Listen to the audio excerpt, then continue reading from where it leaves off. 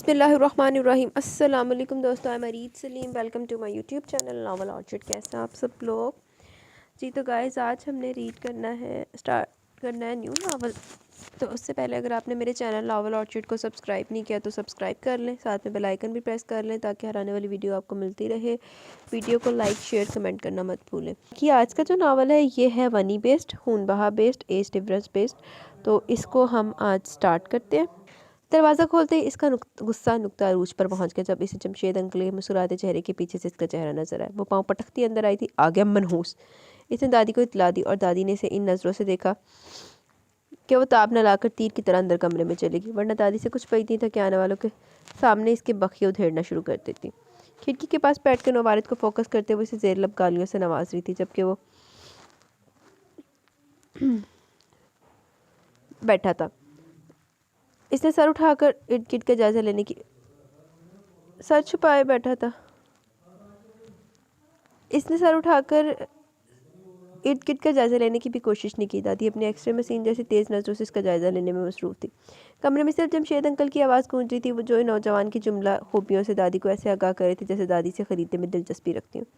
दादी उम्र का तजर्बा रखती थी। कुछ देर में इन अंदाज़ा हो गया कि नौवालिद वाकई शरीफ व मुहज़्ज़ब है और आला हसब नसब रखता है, कोई अदाकारी नहीं करा। मुतमिन होकर इन्होंने अंदर की तरफ मुँह करके शानी को 2 कप चाय लाने को कहा। जहर ना पिला दो इस कमबख्त को, वो किलस कर आएगी। इसकी कोई ज़रूरत नहीं। सलाम के बाद ये दूसरी बात की थी उसने। ठीक है, जमशेद के लिए बना लो। दादी ने इसे मुखातिब हुई। इसने कीना तोस निगाहों से जमशेद अंकल की तरफ देखा। इस वक्त तो इसे वो भी जहर लग रहे थे। आने वाला शख्स दादी का होने वाला किराएदार था, बल्कि अब तो दादी के जैसे तेवर नजर आ रहे थे। लग रहा था कि वो किराएदार हो चुका है। हाय मेरे खुदाया, किराएदार नूं इदां दोनों दादी पोती खून खाने कहानी देखनी जिदा कोई बेचारा रिश्ता लेके आए होवे। वो पुराने वक्तों का बना डबल स्टोरी मकान था। नीचे 3 कमरे बने हुए थे, ऊपर एक कमरा किचन और वॉशरूम बना हुआ था। इन दादी पोती के लिए मकान दूर से ज़्यादा था और फिर ऊपर का हिस्सा कुछ खदसा भी होने लगा था और दादी में इतना दमखम नहीं था कि इसकी मरम्मत कराएं, इसलिए किराए पर देने का सोचा था। बात कुछ यूँ थी कि साहब जमशेद अंकल के मोहल्ले में नए नए अफसर तैनात हुए थे। जमशेद साहब इनके पड़ोसी थे, सामने वाले घर में रहते थे। घर के हवाले से खासे परेशान थे, छड़े छांट थे, इसलिए कोई इन्हें अपने घर में रखने को तैयार न था। हालांकि तबीयतन खासे शरीफ थे, मगर अंदर का हाल तो खुदा ही जाने। जैसे जमशेद साहब को इनकी परेशानी की नोयत मालूम हुई, झट इनकी परेशानी अपने सर ली और आप पहुंचे दादी के पास। दादी तो इनका मुद्दा सुनते ही इन पर चढ़ दौड़ी। इन्हें जमशेद जैसे सूझबूझ वाले आदमी से ऐसी बात की तवक्का न थी। सख्त नाराज़ हुई। पहला सख्त तरीन एतराज़ इन्हें यह था कि इनका जवान जहान पोती का साथ है, वो क्यों किसी गैर मर्द को अपने घर में घुसाए।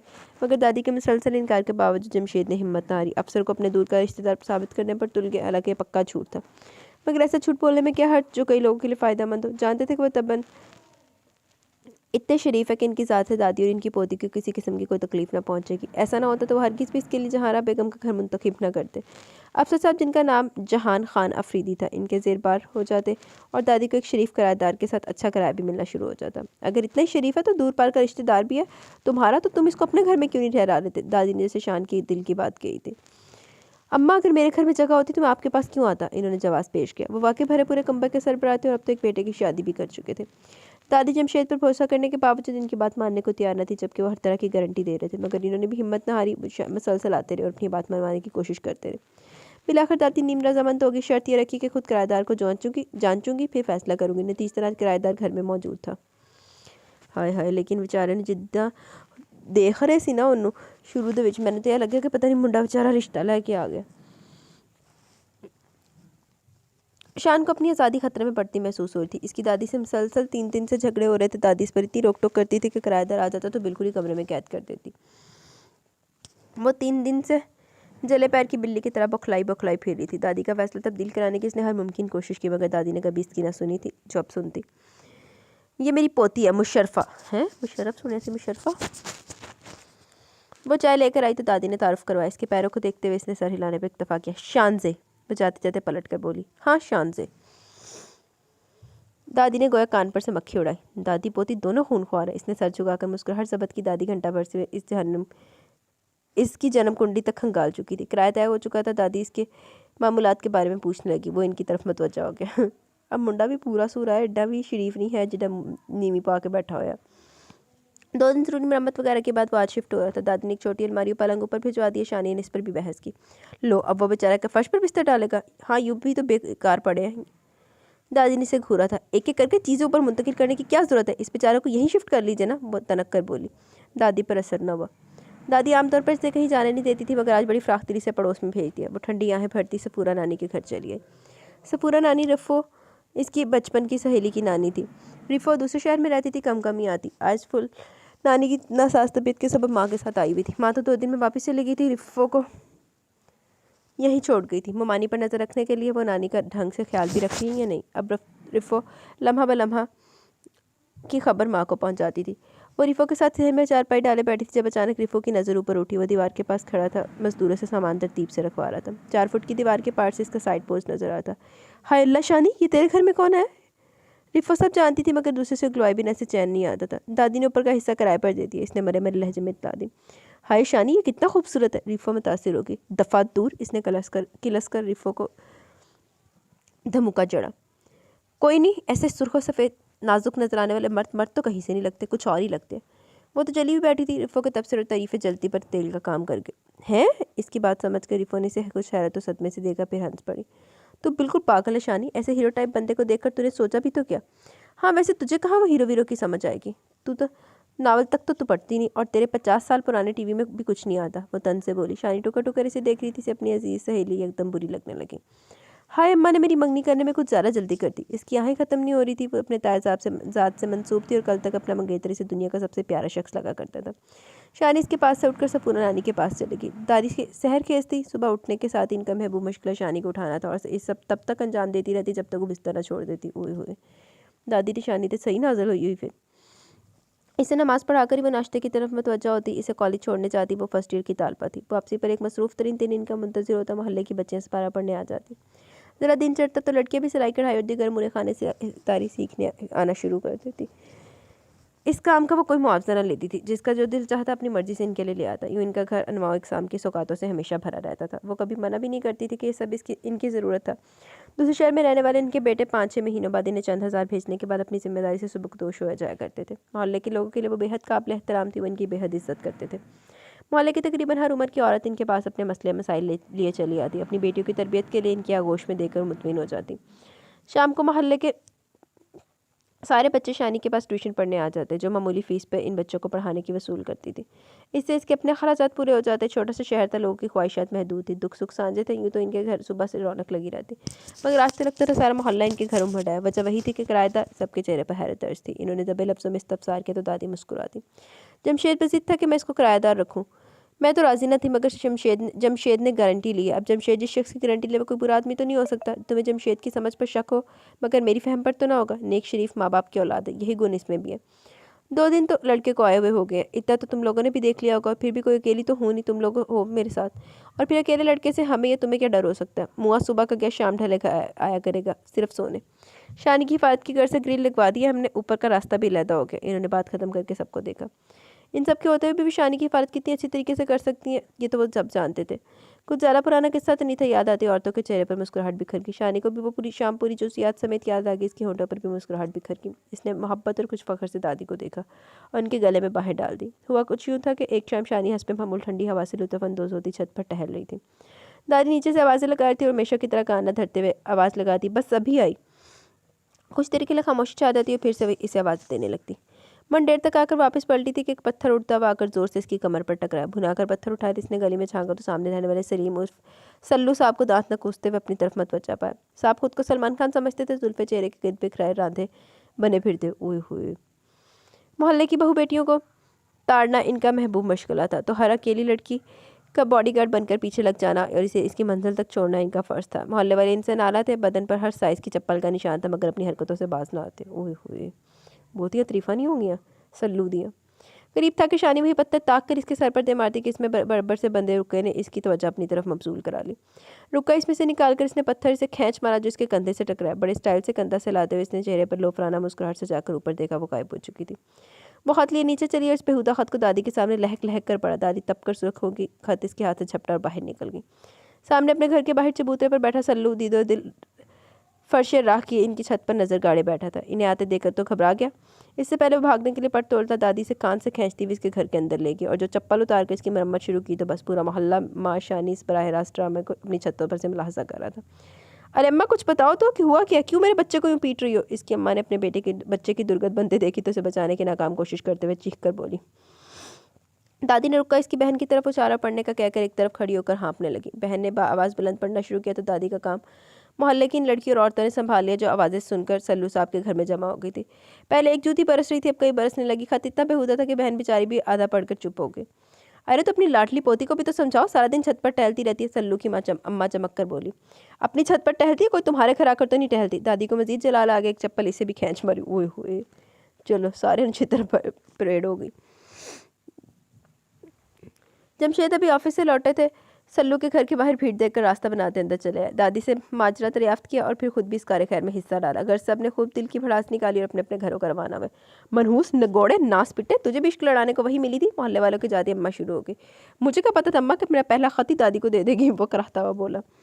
इसके कपड़े फट चुके थे, जिसम पर नक्शा निगार बन चुके थे। इसके कई दिन चारपाई पर पड़े हाय हाय करते गुजरे थे। बहुत चंगा आया है, देर न तेज तो भी पैड़ी होनी चाहिए थी। शुएब, ओ शुएब, ये चाय का कप ऊपर अंकल को दे आओ। कनखियों से दादी की तरफ देखते हुए इसने पढ़ने वाले बच्चे को ट्रे पकड़ाई। दादी तस्वीर पढ़ते हुए चौंक कर इसे देखने लगी। आज सारा दिन ऊपर से उठा पटक की आवाज़ें आती रही, बेचारा सामान सेट करते करते थक गया होगा। चेहरे पर मासूमियत से जाकर इसने दादी को वजाहत दी। वो मुदमिन होकर फिर से तस्वीर में मशगूल होगी। ध्यान से लेकर जाओ, गिरा मत देना, कहना दादी ने भेजी है। इसने पीछे से हाँक लगाई। अंकल, दादी ने चाय भेजी है। भाप उड़ाते कप को बमुश्किल संभालता हुआ ऊपर पहुंच गया। अलमारी में कपड़े रखते हुए इसने मुड़कर इसे देखा। वो खुद भी अभी चाय पिलाने के बारे में सोच रहा था। बेहद थकावट हो रही थी। गर्मा गर्म चाय को देखकर इसकी बाछें खुल गई।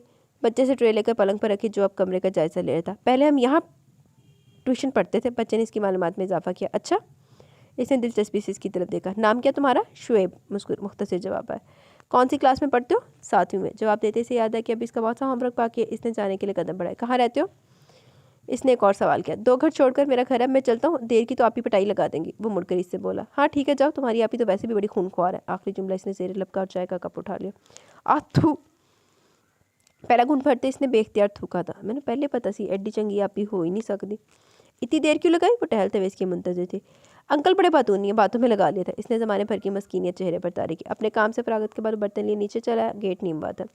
सामने वो 10-12 बच्चों के साथ आंखों पर पट्टी बांधे आंख में चोली खेली थी। कुछ झिझक कर इसने गेट पर जाया, थोड़ा अंदर चलाया। ये बर्तन ले ले। इसकी आवाज़ पर इसने सरहद से पट्टी उतारी और शेब को इशारा किया। वो जाने को मुड़ा पर फिर पलट कर दादी से मुखातिब हुआ। दादी, आपने चाय में चीनी की बजाय नमक डाल दिया था। तस्बीह पढ़ती दादी ने चौंक कर इसे और शानी को देखा। कमबख्त, मैं भी कहूँ, कल तक इसकी आमद पर रोला डाला जा रहा था तो आज मेज़बानी का मरोड़ के उठने लगा। इसके जाते दादी ने इस पर चप्पल फायर की, मगर वो साफ बच की। बच्चे खीखी करने लगे। झूठा मक्कार, झूठ बोल कर गया, मैंने चीनी डाली थी। वो दिल मिला गई। सुधर जा शानी, सुधर जा, कल को अगला घर भी देखना। दादी हमेशा की तरह से सुधरने की नसीहत करने लगी, मगर इसने कान धरना ना धरते देकर गुस्से में आ गई। फ़ौरन बच्चों को घर जाने का हुक्म सादर के पीछे वो कलस्ती रह गई। अभी वो नाश्ता करने बैठी थी कि वो ऊपर से धम करता सीढ़ियाँ उतरा था। खुदा हाफिज़ दादी, इसने ग्रिल से मुंह लगाकर हाँक लगाई। वो जाते हुए खुदा हाफिज़ और आते वक्त सलाम करना ना भूलता था। हफ्ता भर हो गया था इसे आए हुए।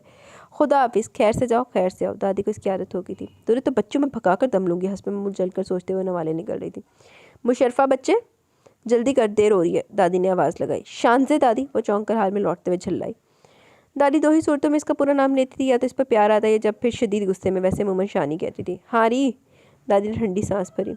वो मुशर्रफा से शान से कैसे हो गई थी? बचपन में तो इसका नाम मुशर्रफा रखा गया था, जिसे कभी पसंद नहीं रहा, मगर जब से लोगों ने इसे मुशर्रफ को गालियाँ देना शुरू की थी, इसे अपना नाम और भी खुटकने लगा। मैं भी तो कहूँ मुशर्रफ सुना था, मुशर्रफा किधर से आ गया?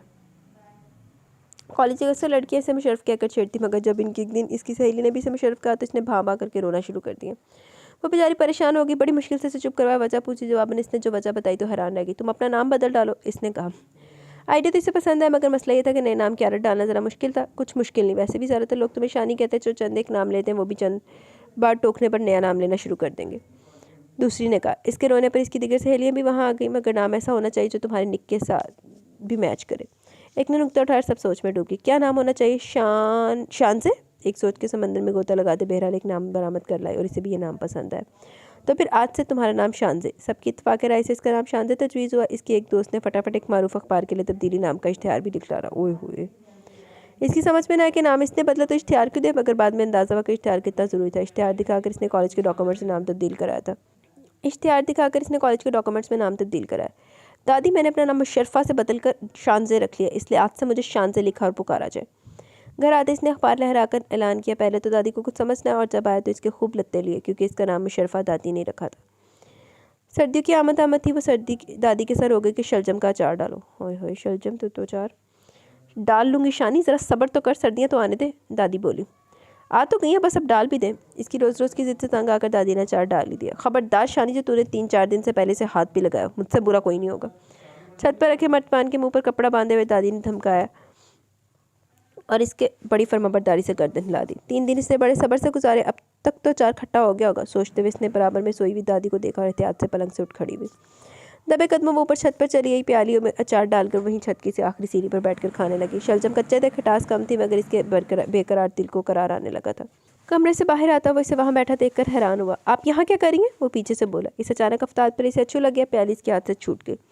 इसके सामने खड़ी खांस खांस के बेहाल होती हुए इसे गुस्से से घूरने की कोशिश करी थी, वो सटपटा गया। भागकर पानी की बोतल लेकर आया, इसने झपट कर इसके हाथ से बोतल लेकर लबों से लगाई। पानी पीकर सांस बहाल हुआ तो बोतल इसे पकड़ाकर वो खश्मगी नज़रों से घूरने लगी। आप ठीक है? वो नरमी से बोला। तुमने तो माने का पूरा इंतजाम कर दिया, तो तुम्हें तमीज़ आई या नहीं? लेकर पीछे से डरा दिया। आंखों से पानी साफ करते हुए शदीद गुस्से से बोली। मेरी मौजूदगी में आपको यहाँ नहीं आना चाहिए था। मोहतात नज़रों से इर्द गिर्द की छतों का जायजा लेता हुआ उसके लहजे पर जज्बस हुआ। मुझे क्या इल्हाम हुआ था कि तुम ऊपर बैठो? चोरों की तरह आना तुम्हें जेब नहीं देता। तेवरी पर बल डाले वो उसे देख रही थी। मेरी तबीयत कुछ ठीक नहीं है, इसलिए आज जल्दी आ गया। दादी ने देखा था मुझे आते हुए। इसके अंदाज पर इसे भी अब गुस्सा आने लगा। ज़रा तमीज़ छूकर नहीं गुजरी इस लड़की को, वो सोच रहा था। क्या हुआ? इसके पूछने पर इसे हैरत हुई। फ्लू, मुख्तसर जवाब दिया।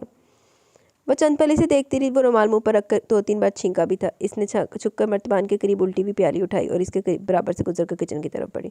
आपको नीचे चले जाना चाहिए। इसे किचन की से मचाता देखकर वो जल्दी से बोला। जा रही हूँ, यहाँ बसेरा करने नहीं आई, मुड़कर इसे जवाब दिया। प्याली धोकर अचार निकालकर इसने प्याली इसकी तरफ बढ़ाई। ये पी लो, तुम्हारा फ्लू ठीक हो जाएगा। अब की लहजा नरम था। ये क्या है? इसने मशरूब नुमा चीज़ देखकर इससे पूछा। शलजम का पानी वाला अचार। इसने कुछ तासुब से देखा जैसे पूछ रही हो, इतना ही नहीं मालूम? कुछ तजब से इसने प्याली थामी। पी लेना। इसने वो इसे ताकीद करते हुए नीचे चली गई और वह दुखते सर बहती ना कर बुखार की हरारत से कुछ ऐसा घबराया हुआ था कि जनसानी से देखते रहने के बाद इसने चारपाई बिछाई और इस पर लेट गया। हल्की हल्की धूप सुकून बख्श रही थी। कुछ ही देर में इस पर गनूद की तारी हो गई। कोई चीज़ ज़ोर से इसके सीने पर लगी तो वह हड़बड़ाकर उठ बैठा। चारपाई के पास गेंद पड़ी थी, नीचे से शोर की आवाज़ें आ रही थी। वो भुना गया, गेंद था कि उठाकर नीचे झांका। नीचे वो बैठ था, मैं ऊपर देख रही थी। आज दादी घर पर नहीं थी, सो इस और बच्चों को पूरी आज़ादी थी मोहल्ला सर पर उठाने की। बॉल दो, नीचे से हुक्म सादर किया गया। इसने एक नज़र इसे फिर हाथ में पकड़ी बॉल को देखा और बॉल इसे खींच मारी। फुर्तीली तो वो थी, फ़ौरन निशाने से हट गई। गुस्से से ऊपर देखा और मुँह में कुछ पड़पड़ाई। वो अंदर जाकर पलंग पर गिर गया। खुदा समझे इस लड़की को, तो वो सख्त चिल्लाया हुआ था। गला अंदर से छिला हुआ महसूस हो रहा था। दर्द भी शदीद था। तबीयत मज़ीद ख़राब हो गई। मैंने भी बेवकूफ़ों की तरह चार कटाकट चढ़ा लिया। इसे खुद पर भी शदीद गुस्सा आ रहा था। ये लड़की नहीं, आफत की पुड़ी है, वो सोच रहा था। नहीं, बंदा पूछे तू अक्लदान ना, तेनों नहीं पता अचार जब भी तुम खाओगे तो तुम्हारा क्या हशर होएगा। बड़े ताई की अचानक आमद ने इसे हैरान कर दिया। वो तब ईद पर भी पाबंदी से ना आते थे। दादी से इस्तफसार की तो उन्होंने भी लाइल्मी का इजहार किया और इसे पकाने पर लगा दिया, मगर कुछ ही देर में दादी पर उक्ता खुल गया। बड़ी बहू इनसे बड़े प्यार से शानी का हाथ अपने बड़े बेटे असफर के लिए मांग रही थी। दादी बौखला की, मगर खामोशी को जवाब न दिया। अम्मा बताएं ना, फिर आपका क्या जवाब है? बड़ी बहू के लहजे में इसरार था। हथेली पर सरसों जमाने के इरादे से आई हो क्या? बीबी सोच विचार तो करने दो। दादी के लहजे में नागवारी तरह आई। अम्मा, इसमें सोचना कैसा? असवर भी तो आपका पोता है। कुछ परेशान होकर इन्होंने जताया। हाँ बिल्कुल, आप अच्छी तरह सोच लें। असवर आपका पोता है। शानी की आपने परवरिश की है, इनके बेटे ने कहा तो बहू ने खशमगी नज़रों से इन्हें देखा। असफर इनका पोता था, इस हवाले से इन्हें अजीज़ भी था, मगर बड़ी बहू के मिजाज से बखूबी वाकिफ़ थी। इसकी ज़ुबान 2 धारी तलवार थी। शादी के दूसरे साल ही उलट झगड़ कर अलग हो गई, फिर दूसरे शहर जा बसी। ज़ुबान के बल पर ही मियाँ को काबू किया हुआ था। औलाद न जाने किस पर पड़ी थी। खुद इनको हैदराबाद के काफ़ी अर्सा हो गया था। वो लोग भी कम ही आते। कोई बात थी जो इन्हें बेहद खटक रही थी। सोचते सोचते बहुत देर में इनकी आंख लगी, मगर जल्दी खुल गई। बड़ी बहू जाने से पहले शानी को अंगूठी पहना के जाना चाहती थी और फिर सोचने लगी। इस सब बातों से बेखबर शानी इनसे लिपट कर सो रही थी। तहज्जुद का वक्त था। इन्होंने आहिस्ती से इसकी बाहें अपने गले से निकाली और खड़ी हो गई। अम्मा अगर राज़ी होगी तो मैं 2-3 महीने में शानी को ब्याह कर ले जाऊंगी। वो वजू करके आ रही थी जब साथ वाले कमरे से मध्यम सी आवाज़ सुनाई दी। लो, ये तो बिल्कुल ही उतावली हो रही है। इन्होंने सोचते हुए कदम बढ़ाए, मगर फिर ठिठक कर रुक गई। क्या ख्याल है, ये मकान बेचकर इतनी रकम हासिल हो जाएगी जितनी असफर को अपने बिजनेस के लिए दरकार है? वो पूछ रही थी। इतनी रात को मकान की कीमत के अंदाजे लगाने छोड़ दो, खुद भी सो जाओ, मुझे भी सोने दो। तुम दोनों माँ बेटे का लालच तुम्हें किसी दिन बहुत जलीलो ख्वार कराएगा। इन्हें अपने बेटे की नींद में डूबी हुई बात सुनाई दी। वो शुक्र अदा करती कमरे में चली है। जो बात इन्हें खुटक रही थी वो सामने आ गई थी। दादी ने सुबह होते इनकार कर दिया। शानी जब तक अनजान थी, हैरत से मुँह खोले सबको तक रही थी। दादी के इशारे पर उठकर अंदर चली गई। दोनों मियाँ बीवी हैरान थे। इन्हें इनकार की 1% भी उम्मीद ना थी। इनकार की कोई वजह तो बताएं। बहुत तिल मिला उठी। बस कुछ वजह नहीं। एक नज़र तेज़ नज़र इन पर डालते हुए इन्होंने टाला। नहीं, वजह तो आपको बताना पड़ेगी। आपको पता है मेरे असफर के लिए इतने ऊंचे ऊंचे घरानों के रिश्ते आए हुए थे। आया मैं, मगर मैं यहाँ आपके पास मरहूम देवर की निशानी समझकर, यतीम समझकर। इन्होंने नफसानी हरबा इख्तियार किया। दादी ने अगर इनकी कल की रात की बात न सुन ली होती तो यकीनन इनका एहसान मानते हुए इन्हें हाँ कर देती। खुदा का वास्ता बीबी, हमें माफ़ रखो, जिन ऊंचे घरानों से तुम्हारे बच्चे के रिश्ते हैं तुम वहाँ रिश्ता कर दो, हमें माफ़ रखो। दादी ने जलकर हाथ जोड़े। मगर अम्मा, बेटे ने कुछ कहना चाहा। तुम तो रहने दो मियाँ, तुम्हारी बीबी की ज़ुबान के आगे तुम्हारी एक नहीं चलती। हम नहीं चाहते कि हमारी बच्ची का भी ये हाल हो। दादी ने बात काट दी। वो खामोश हो गए। अब उठ जाए, कब तक यहाँ बैठकर बीवी की बेइज्जती कराते रहेंगे? वो चिल्लाई। वो बखला कर खड़े हो गए। दादी किचन में चली गई तो शानी बाहर निकल आई। ताया अगले कमरे में गए तो वो ताई से मुखातिब हुई। अच्छा वो ताई, दादी ने मना कर दिया, मुझे भी इतना मोटा चश्मा लगाने वाले लंबे बांस जैसे असवर भाई बिल्कुल भी पसंद नहीं। इन्हें आग लग गई। अरे एहसान मानो तुम दादी पोती, मेरा कि मैं यहाँ आई जैसे तुम दादी पोती के नखरे, कोई इस घर की तहलीस नहीं चढ़ेगा। वो चीखती चिल्लाती चली गई। क्या ज़रूरत थी तुझे कहने की? इनके जाने के बाद दादी ने नाराज़गी से देखा। वो मुझे मेरी दादी से अलग करने आई थी। इसने हंसते हुए इनके गले में बाहें डाल दी। इसे आज 2 माह से शायद का अर्सा हो गया था, मगर शानी कैसे भी गाने का जुनून सरतना पड़ा। रोज़ वो नए प्लान बनाती और मुस्तैद कर देती। सहेलियों ने जो इसे इतना परेशान देखा तो पूछा पूछी। वो तो तैयार बैठी थी, अलिफ से ये तक सारी राम कहानी कह सुनाई। यारो मेरे गम की दुआ करो। शानी के चेहरे पर दर्द था। वह सबकी सब सर जोड़कर बैठ गई। आखिर एक पटारी से एक नुस्खा बरामद कर लाई। शानी ने जो सुना तो झट नफ़ी में गर्दन हिला डाली। तुम इस पर अमल करो शानी, ये बड़ा मुजरब नुस्खा है, ज़रूर असर करेगा। इसे तसल्ली दी गई। नहीं भाई, मुझसे नहीं होगा ये, अगर उल्टा असर हो गया तो? इसने इम्कान जाहिर किया। कोई उल्टा असर ना होगा। जिस तबीयत का तुमने वो आदमी बताया जल्द से जल्द अपना बोरिया बिस्तरा समेट कर भाग जाएगा। अगर दादी को पता चल गया तो? इस पर दादी का खौफ तारी हुआ। ऐसा कोई इम्कान नज़र तो नहीं आता, लेकिन अगर ऐसा हुआ तो हम तुझे खत लिख कर देंगे, जाकर दादी को देना। बाकी वो दादी खुद इससे निपट लेंगी। दादी के सल्लू से निपटने की कहानी इन सबको मालूम थी। गर्ज इसके सारे एतराज़ात दूर करके पीठ ठोंक कर इसे आज ही मैदान में कूदने का मशवरा दिया और शानी ने बेवकूफ़ों के पिछले सारे रिकॉर्ड तोड़ते हुए हामी भर ली। काम में मसरूफ़ मैसेज की रिंगटोन पर इसने अपना मोबाइल उठाकर मैसेज खोला। अगले पर इसे हैरत का शदीद झटका लगा। इसने दोबारा मैसेज पढ़ा। तुझको सोचूं तो ऐसे लगता है जैसे खुशबू से रंग मिलता है, जैसे बारिश में फूल खिलता है। नंबर मालिक मकान के नाम से सेव था। अब ये SMS दादी तो कर नहीं सकती तो क्या, मगर क्यों? वो उलझने लगा। शायद किसी नंबर पर सेंड किया और गलती से यहाँ भेज दिया। इसने तख्त पर बैठी दादी को सलाम किया और सर खम करके इन्होंने जवाब दिया। इसे अंदर आने का इशारा किया। दादी के करीब बैठी शानी को देखकर दोपहर में आया इस मैसेज इसके दिमाग में रोशन हुआ। इसने जांचती नजरों से देखना चाहा, मगर उठकर अंदर चली गई। वो तख्त के करीब मूड़ा खींच कर बैठ गया। दादी ने तस्बीह पूरी करके इस पर फूंक मारी और मुस्कुराया। आज तो खासी ठंड है, आप यहाँ क्यों बैठी हैं? शाम का धुंध लगा फैलने लगा। ठंड भी बढ़ गई थी। सर्दी हो या गर्मी, असर की नमाज यहीं पढ़ने की आदत है। तुम तो मोटरसाइकिल पर उठते हुए आए हो, यूँ तुम्हें सर्दी ज़्यादा लग रही है। शानी से कह देती हूँ चाय बनाने का। इससे पहले वह जवाब देता वो इसे आवाज़ दे चुकी थी। बना लिए दादी। वो चाय लिए हाजिर हुई और इसके सामने रखकर पलट गई। मैसेज टोन पर इसने जेब से मोबाइल निकाला। अच्छे लग रहे। बेख्तियारी इसकी निगाह उठी और बसूरत से कमरे में गुम होगी। इसका गुलाबी आंचल ही लहराता नजर आया। इस मैसेज के बाद इसकी गलतफहमी तो दूर होगी। जैसे तैसे इसने चाय का कप ख़त्म किया। आपके सब जेब नहीं देता। ऊपर आकर कुछ देर सोचते रहने के बाद इसने टाइप किया। मैंने ऐसा क्या किया? एक तारीफ ही तो की है। फ़ौरन टाइप भरा जवाब आया। फिर तो सिलसिला चल निकला। 2 दिन वो दिन में ढेरों ढेर मैसेज करती थी। कुछ दिन तो इसने नज़रअंदाज किया, फिर इसे शर्मिंदा करने की कोशिश की, मगर इंतहाई ढीठ थी। वो बुरी तरह जिद होने लगा तो तंग आकर इसने दादी को बताने की धमकी दी थी। बता दो, खासे इत्मीनान से जवाब आया। वो परेशान होने लगा। बड़ी मुश्किल से ठिकाना मिला था। वो इसे खोना नहीं चाहता था। वैसे तो किसी भी जगह ट्रांसफ़र की सूरत में से घर और गाड़ी की सहूलत मिलती थी, मगर जो घर इसे अलॉट किया गया इस पर किसी और ऑफिसर का कब्जा था। इसने कोशिश की थी कि घर से कब्जा ख़त्म कराने की या इससे कोई और घर मिल जाए, मगर मामला तूल पकड़ने लगा। सरकारी काम ऐसे ही होते हैं। मगर अब इसने अपनी कोशिश तेज़ कर दी थी। जल्द थकावट के सबब आज वो जल्दी से हो गया। मुसलसल बजती मोबाइल की रिंगटोन के सबब इसकी आंख खुली। फ़ोन उठाकर देखा तो शदीद गुस्सा आया। पहले मैसेजेस कर करके तंग करी थी, अब कॉल करी थी। इसने कॉल मंद कर दी, मगर लम्हे की ताख़ीर के बाद दोबारा कॉल आने लगी। इसे ख्याल गुजरा कोई प्रॉब्लम ना हो, इसलिए अब कॉल रिसीव कर ली। हेलो। इसकी आवाज़ नींद में डूबी हुई थी। आप सो रहे थे? मासूमी से इस्तफसार किया गया। वो जल गया। काम की बात कीजिए, दान पीस कर बोला। दरअसल कल मेरा एक इंपॉर्टेंट टेस्ट है। मुझे एक शेर की तशरीह कुछ समझ में नहीं आ रही। दादी ने कहा आपसे पूछ लूँ। मुद्दा जाहिर किया गया। इसे गहरी नींद से जगाकर तशरीह पूछी जा रही थी। इसका खून चलकर खाक हो गया। देखिए, मुझे शायरी वगैरह से कोई लगाव है ना, समझ मैं नहीं बता सकूंगा। इसने जान छुड़ाना चाहिए। हाय अल्लाह, आप तो इतने पढ़े लिखे, फर्स्ट ईयर के शेर की तशरीह नहीं कर सकते। इसने हैरानी जाहिर करने के साथ साबित कर दिया कोई इतनी जल्दी जान नहीं छोड़ने वाली। ठीक है, आप शेर सेंड कीजिए, मैं कोशिश करता हूँ। गहरी सांस लेते हुए बोला और फ़ोन बंद कर दिया। इन दिनों कुछ अजीब है मेरा हाल, देखता कुछ हूँ, ध्यान में कुछ है। शेर गौर से पढ़कर इसने तशरीह कर दी। इतना समझदार होकर भी नहीं समझते। इसे मैसेज मौसूल हुआ। बहुत बेहुदा लड़के हो तुम, इसने गुस्से से लिखा। नाकाम हो जाती है मेरी हर कोशिश तुम्हारी नाराज़गी के आगे। जाने कहाँ से सीख ले तुमने खरबूजे जैसा मुँह बनाना। कुछ देर बाद इसे फिर मैसेज मौसूल हुआ। शदीद गुस्से के बावजूद इसे हंसी आई। मोबाइल साइड पर रखकर वो सोने की कोशिश करने लगा। ऐसे लाख लानत है उत्ते। देखो किराएदार को घर से भगाने के लिए क्या क्या हरकतें करी। लानत है। और तो दादी ने बंदा चंडा मारे पड़ के पहले तो बड़ी कड़ी नज़र रखी हुई सी। जैसे अचानक बड़े ताया की आमद हुई थी, ऐसे अचानक छोटे ताया की आमद होगी। आतिशानी को सीने से लगाकर ढेर सारा प्यार किया। वो हमेशा ऐसा ही करते थे। फिर इसका दादी का मुंह मीठा कराया कि जुनैद की जॉब लग गई। चलो शुक्र है खुदा का, दादी ने फ़ौरन शुक्र अदा किया। ये आपके और शानी के लिए कुछ चीज़ें। इन्होंने शानी को शापर पकड़ा। इसकी क्या ज़रूरत थी? इसने बड़ी संजीदगी से कहा। इन्होंने कदरे छंबे से इसे देखा। वो जब भी आते थे इसके लिए कुछ ना कुछ ज़रूर लेकर आते। वो हमेशा इनसे वो सब बड़ी खुशी से वसूल करती थी।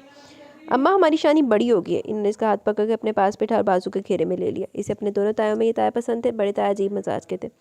जब अकेले आते तो इसे खूब प्यार करते, जब ताई के साथ आते तो सर पर एक हाथ रखने पर इक्तफा करते। ताई के आगे इनकी शख्सियत दबी हुई सी थी। बड़ी ताई मजाज की तेज़ थी, सिर्फ अपनी सुनाती, दूसरों को सुनने की जहमत नहीं करती थी। और छोटी ताई वो हमेशा की तरह इसे चिपचिपाती के ऐसे चिपचिपाती कैसे उलझन होती। रात को छोटे ताया और दादी तक देर तक बातें करते रहे। वो सोने चली गई। अयाज और इसकी बीवी आए थे। इसके जाते दादी ने इनकी आमद और अपने इनकार के बारे में बताया। लहजा चला हुआ था। खैर से जुगनू की नौकरी लग रही, तुम बताओ इसकी शादी के लिए तुम्हारे क्या इरादे हैं? अपनी सुनाकर भी इनकी पूछने लगी।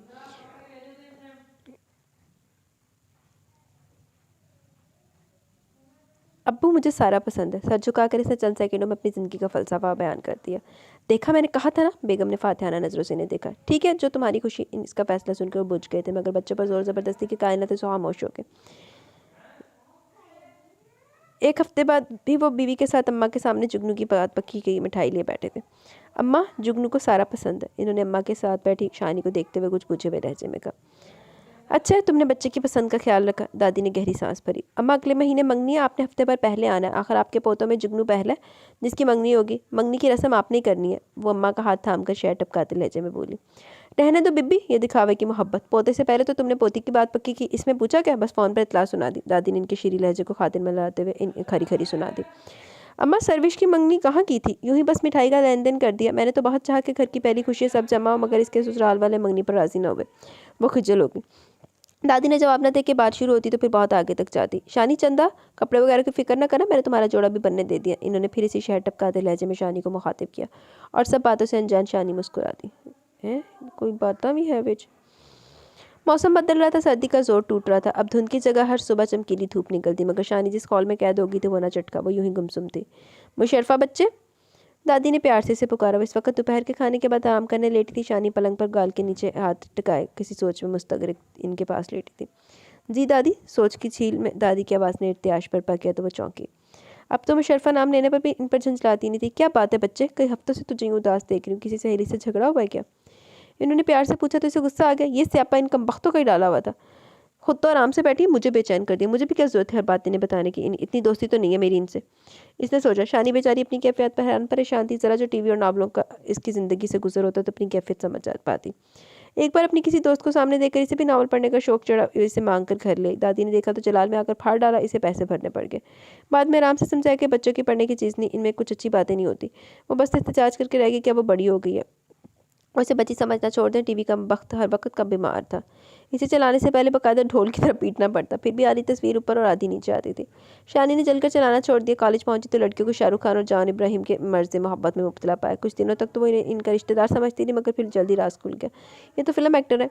इनके पास बोलने को बेशुमार मौज़ूआत थे। एक्टर, एक्ट्रेसेस, मॉडल्स, नित नए फैशन, और ये नहीं तो अपने अपने कज़न्स को डिस्कस करती। शानी बेचारी टुकर टुकर इनकी शक्लें देखा करती। तब दादी से इसने भी जिद करी कि इसे एक छोटा सा टीवी लेकर दें। तेरा बाबा के कानून का खजाना छोड़ कर गया। दादी को गुस्सा आ गया। अब दादी से क्या बताती कि इसकी मासूमियत बरकरार रखना इनके लिए कितना ज़रूरी था। वो अकेली तो थी इसकी देखभाल करने को, सो इस दुनिया की हवा लगने आने को भी तैयार ना थी। वो इसे कॉलेज भेजने पर भी तैयार ना थी, मगर शानी की जिद के आगे मजबूर हो गई। और शानी को कुछ इतना ज़्यादा शौक तो ना था पढ़ने का, मगर कॉलेज से दस्तबरदारी का मतलब था घर में कैद होना। सो वो जिद पर अड़ी रही जब तक दादी ने दाखिला दिला दिया। अब सुबह इसे छोड़ने जाती तो दोपहर को वो गली की एक दो लड़कियों के साथ आ जाती। शानी, दादी ने फिर पुकारा। वो चौंक कर हाल में पलटी। नहीं दादी, मेरा किसी से झगड़ा नहीं हुआ। इसने नफ़ी में सर हिलाया। तो फिर क्या बात है? वो परेशान थी।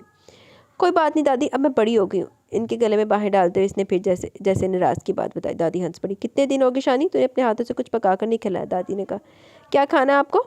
वो सिरत से उठ बैठी। जो तेरा जी चाहे। दादी मुस्कुरा दी। वो फ़ौरन किचन में जा पहुंची। भाड़ में डालो इस किराएदार को। कितने दिन हो गए कोई भी काम ढंग से किए। बड़बड़ाते हुए इसने सर झटका। फिर इसने बड़े एहतमाम से फ्राइड राइस पकाए। ये इसे रिफ़ो ने पकाने सिखाए थे। प्लेट में चावल निकाले, ट्रे में रखकर बाहर आ गई। दादी, मैं ये ऊपर देकर आती हूँ। वो दिल के हाथों मजबूर थी। सीनियों की तरफ बढ़ते हुए बोली। ले, अभी ऊपर वो गया है, इसे ही पकड़ा देती। दादी ने घूरा। दम नहीं हुए थे वो मिनमिनाई। आओ फैजी। पढ़ते हुए बच्चे को इसे अपने साथ आने का कहकर इसने कदम बढ़ा दिए। पीछे दादी पुरसोच नज़रों से तकती रही। दस्तक पर दरवाज़ा खोलते इस पर नज़र पड़ते वह गड़बड़ा गया। अब तो पहले से भी ज़्यादा मोहतात रहने लगा था। इसने ट्रे से पकड़ा, इसने शुक्रिया के साथ थाम लिया, किचन में रखने चला गया। वापस आया तो वो कमरे में खड़ी जायज़ा ले रही थी। कितना गंदा हो रहा है कमरा, आप सफाई नहीं करते? वो नाक चढ़ाकर बोली। टाइम ही नहीं मिलता, इसने सर झुकाकर मुजरिमों को से अंदाज में कहा, जबकि दिल चाह रहा था कि हाथ पकड़कर इस कमरे से बाहर कर दे और अपना रुका हुआ सांस बहाल करे। इतना डर दो देखो, मैं सफाई कर दूँ? इसने अपनी खिदमत पेश की। जी नहीं नहीं, बहुत शुक्रिया आपका, मैं खुद कर लूँगा। वो एकदम घबरा के आगे बढ़ते हुए बाहर की सिमत इशारा किया, बाहर निकल गई तो इसने सूरत से दरवाज़ा बंद कर दिया। इसने जिस तरह से बाहर निकल जाने का इशारा किया, इसे ज़रा अच्छा नहीं लगा, मगर वो इसकी वजह भी जानती थी। दादी नाश्ता बना रही थी, उनके करीबी वो इसकी मुंतज़िर बैठी थी। दरवाजे पर दस्तक हुई तो वो तीर की तरह गई और दादी को बहुत कुछ सोचने पर मजबूर कर दी। सुने, इसके हाथ में बर्तन पकड़ा था, वो पलटा तो पुकार बैठी। मजबूरन मुड़ा था, सवालिया नज़रों से उसे देखा। मुझे आपसे कुछ बात करनी है। इसकी पेशानी पर बल नमूदार हुए। अब इसने कुछ फजूल बात की तो मैं तबीयत साफ़ कर दूंगा, इसने सोचा। वो दरअसल मुझे आपसे माफ़ी मांगना थी, कुछ झिझकते हुए वो गोया हुई। माफ़ी? इसने अबरूज खाकर इसे देखा। हाँ, वो आपके चाय में नमक मिलाया मैंने और आपकी बीमारी में आपको चार पिलाया ताकि आप मज़ीद बीमार हो जाए, और कितने दिन आपको तंग भी किया। इन सब बातों की माफ़ी मांगनी है मुझे, मैं बहुत शर्मिंदा हूँ। बगैर अटके एक ही सांस में इसने अपने जराइम का एतराफ़ किया। ये सब जो आपने मेरे साथ किया, इन सब की वजह जान सकता हूँ? बगौर एक नज़र इसके शर्मिंदा चेहरे पर डालकर इसने पूछा। मैं नहीं चाहती थी कि आप यहाँ रहें, इसने बिला तामुल वजह बताई। अब भी यही चाहती हैं आप? इसके झुके सर को देखते हुए इसने पूछा। अब तो मैं चाहती हूँ आप हमेशा यहीं रहें, इसने दिल में कहा। नहीं, जब तक आपका दिल चाहे रहे, इसने चेहरा ऊपर उठाया। आपकी इत्तला के लिए अर्ज़ कर दूँ कि मुझे जल्दी घर मिल जाएगा, मैं चला जाऊँगा, वो कहता हुआ जाने को मुड़ा। और हाँ, आप शर्मिंदा, बस इतना काफ़ी है। ज़रा सा रुक कर वो मुखातिब और जाने को कदम बढ़ा दिए। पीछे वो साख्त खड़ी इसकी पुश्त तकती रहेगी। तुझे क्या गेट ने पकड़ लिया? दादी का अंदाज बरहम था। मुझे कुछ पूछना था इससे, वो पूछ रही थी। वो बर्तन रखकर निगाहें चुराती जल्दी से किचन से निकल गई, मुबादला कोई और सवाल करते। इसने जब से अपने जाने के बाबत बताया, इसके दिल को पंखे लग गए थे। क्या वो इस वजह से जा रहा है कि मैंने इसे सताया? यहाँ तो यही तो मैं चाहती थी, अब जा रहा है तो भी मेरे दिल को चैन नहीं, न जाने क्या हो गया मुझे। कॉलेज में सारा दिन इसका सोचते हुए गुजरा था। मुझे अपनी गलतियों का ज़ाला करना चाहिए। इसने एक नज़र अपने बराबर में सोई हुई दादी को देखा और एहतियात से खड़ी हुई। इसके कमरे का दरवाज़ा खोलते हुए वो अंदर दाखिल हुई। वो ताला वगैरह लगाने के तकल्लुफ़ में न पड़ा था कि कमरे में कौन सा खजाना मदफून था।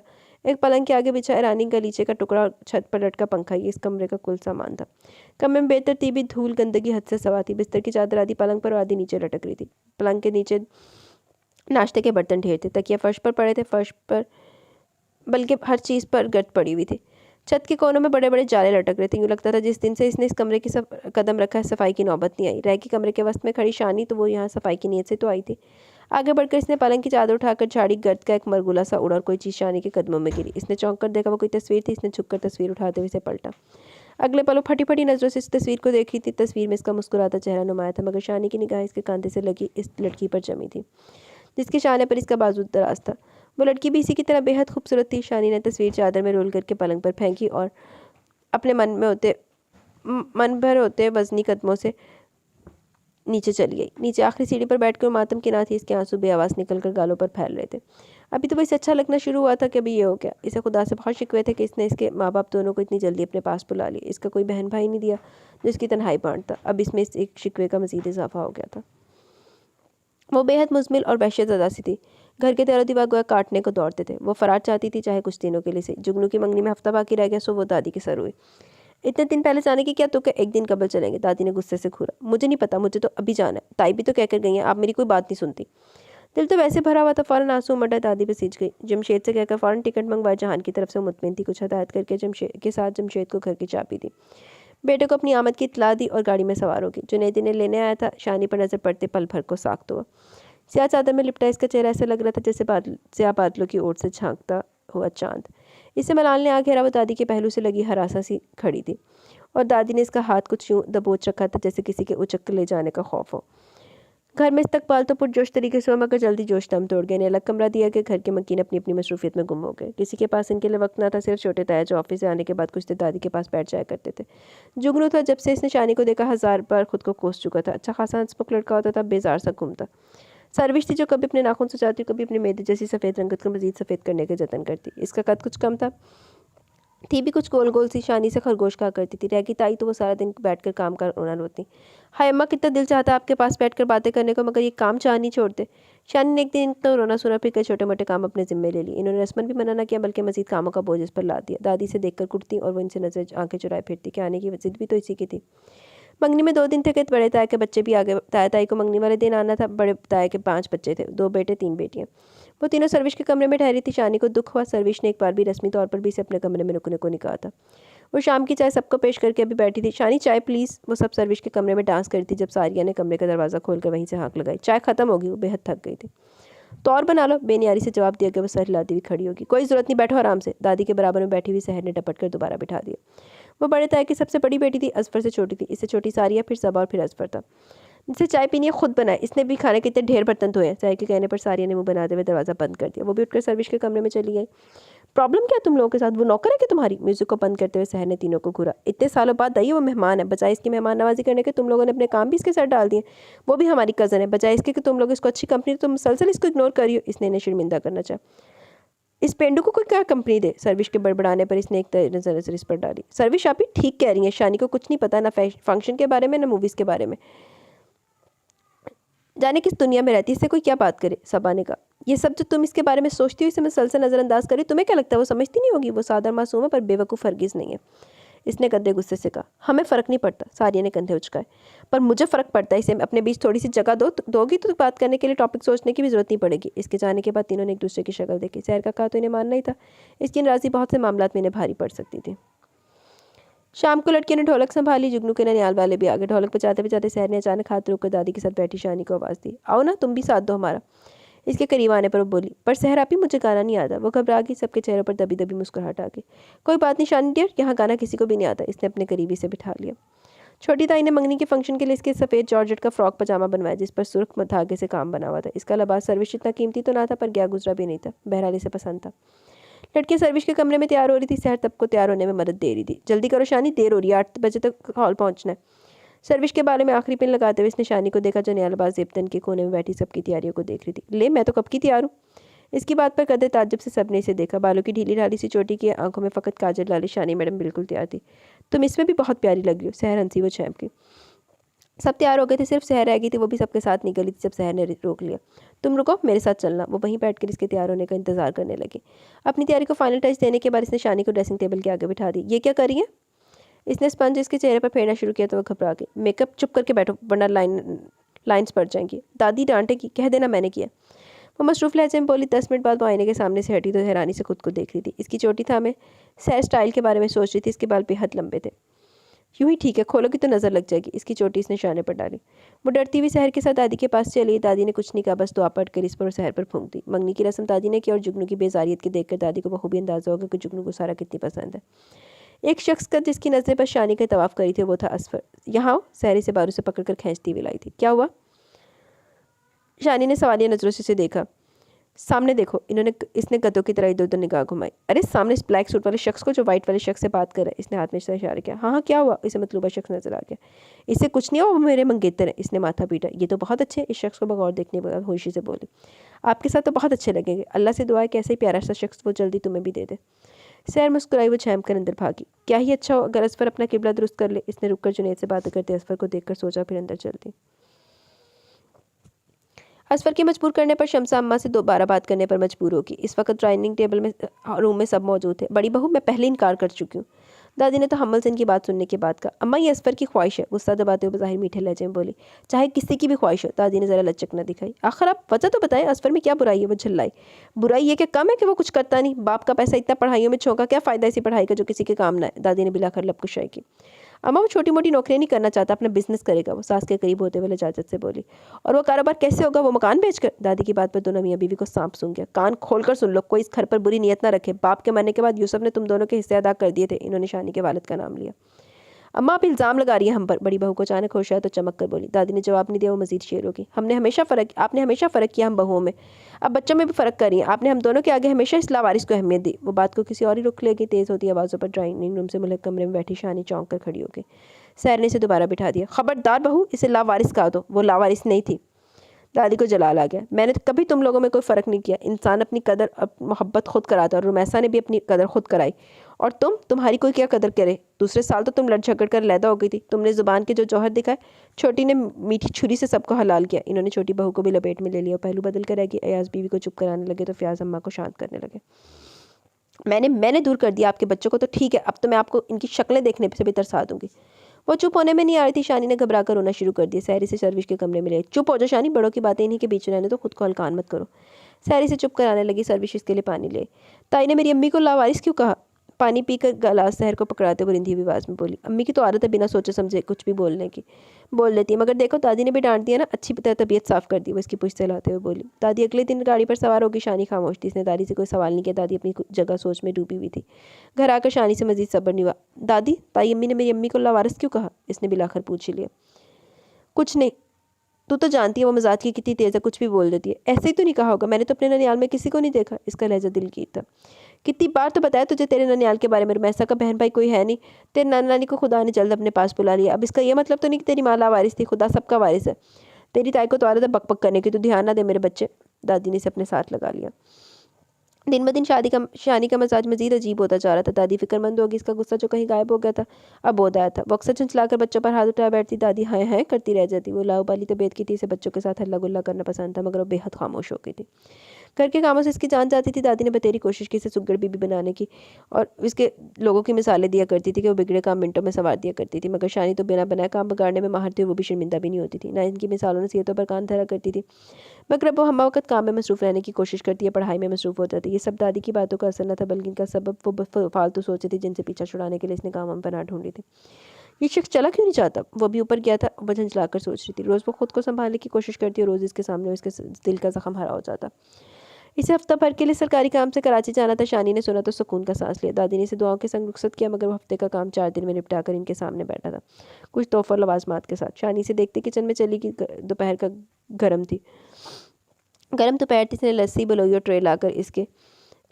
और ट्रे लाकर इसके सामने रख दी। ये आपके लिए। इसने रस्ट कलर का खूबसूरत स्टाइलिश सूट इसकी तरफ बढ़ाया था। आपका शुक्रिया, इसकी ज़रूरत नहीं थी। और खाई से कहती पलट के भक्का भक्का से जाता देखता रहा, फिर कुछ शर्मिंदा होकर इसने वो सूट तख्त पर रख दिया। वो ठीक कह रही है बेटा, इसकी वाकई ज़रूरत नहीं। इसकी शर्मिंदगी को ज़ाहिर करने के लिए दादी नरम लहजे में कहा। और देखो सर्दियाँ तो ख़त्म हो गई, तुमने इसी शाल पर बिला वजह रुपये बर्बाद किए। दादी मुस्कुराई। मेरी अपनी कोई फैमिली नहीं, मैं आप लोगों को अपनी फैमिली समझता हूँ। कभी किसी के लिए शॉपिंग नहीं की, इसलिए जो समझ आया उठा लाया। वो फीकी सी मुस्कुराहट के साथ बोला। तुम्हारा बहुत बहुत शुक्रिया इस अपनायत का बच्चे। दादी ने शाल उठाकर अपनी गोद में रखी और वो खुलकर मुस्कुरा दिया। ये सूट दे दीजिएगा शानी को। इसने बहुत मोहतात अंदाज में शानी का नाम लिया। दादी ने चौंक कर इसे देखा और पुरसोच अंदाज में गर्दन हिला दी। इसे सरकारी घर मिल गया था, मगर वो यहाँ से जा नहीं पाया। सरकारी घर में से आसाइशात तो सारी मिलती, मगर दादी जैसी अपनायत और मोहब्बत करने वाला कोई ना होता। फिर शानी भी तो थी, जिसकी शरारत और बेवकूफ़ी का वो मुंतज़िर रहता था। चल पुत्र, होन तो मुंतज़िर ही रहेगा। दादी ने चंद दिन गौर फिक्र में गुजारे, फिर जमशेद को बुला भेजा। शानी को मुतल्लक फिक्र न थी कि दादी जमशेद से क्या राज़ो न्याज कर रही हैं। जमशेद अंकल की तवाज़ा के बाद इसने रोटी डाली। गर्मी महसूस हुई तो नहाने चली गई। खाने के बाद दादी के साथ सहन में बिछे तख्त पर लेट गई। दादी जल्द सो गई थी। वो आसमान पर टिमटिमाते तारों की गिनती कर रही थी। आजकल इसकी आधी नींद यूं ही नींद के इंतज़ार में तारे गिनते गुजरती थी। ऑफिस के बाद जमशेद इसे लिए करीबी रेस्टोरेंट चले आए थे। कहिए अंकल, क्या बात है? चाय का ऑर्डर देने के बाद इसने इनकी तरफ देखा, वो मुस्कुरा दिया। ऑफिस में वो इनका बॉस था और इन्हें जमशेद साहब या मिस्टर जमशेद कहकर मुखातिब किया करते थे, मगर ऑफिस के बाद वो इसके लिए जमशेद अंकल होते थे। और इस तकल्लुफ़ और बेतकल्फ़ी को वो बहुत अच्छे तरीके से मैनेज करता था। वो अच्छी शख्सियत और अच्छे अखलाक का हामिल शख्स था, ईमानदार था, कभी अपने ओहदे का नाजायज़ फ़ायदा न उठाया था।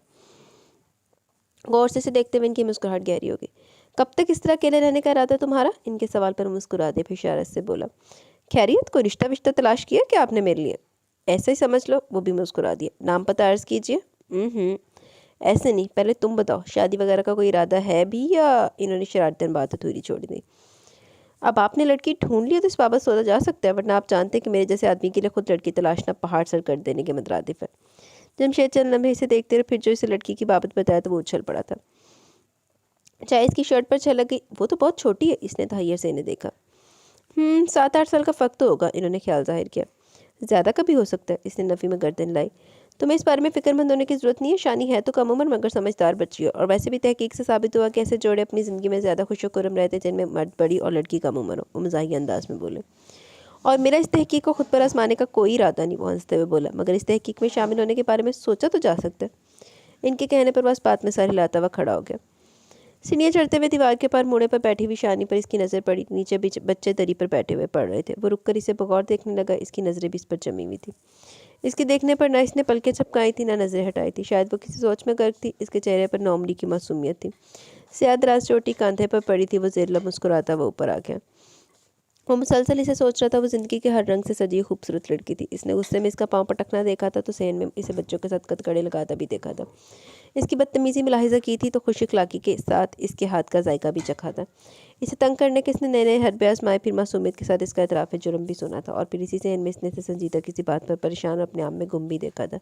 कुछ ही देर में फ़ैसला हो गया था, ज़िंदगी कितने रंगों में रंगी इस लड़की को अपनी ज़िंदगी में शामिल करने का फ़ैसला कर चुका था वो। इसने देर नहीं की थी। अगले दिन इसने अपनी हाँ जमशेद को पहुंचाई थी। इन्हें अंदाज़ा नहीं था कि इतनी जल्दी मान जाएगा। महज 2 दिन में दादी को हस्ब मंशा जवाब मिल गया था।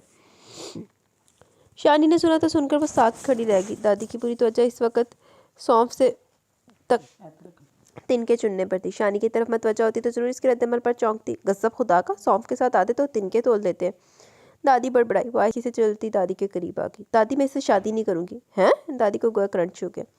सौंफ की थाली हाथ से छूटते छूटते बच्ची वो सर झुकाए बैठी थी। आंखों के सामने इस लड़की की तस्वीर लहरा रही थी।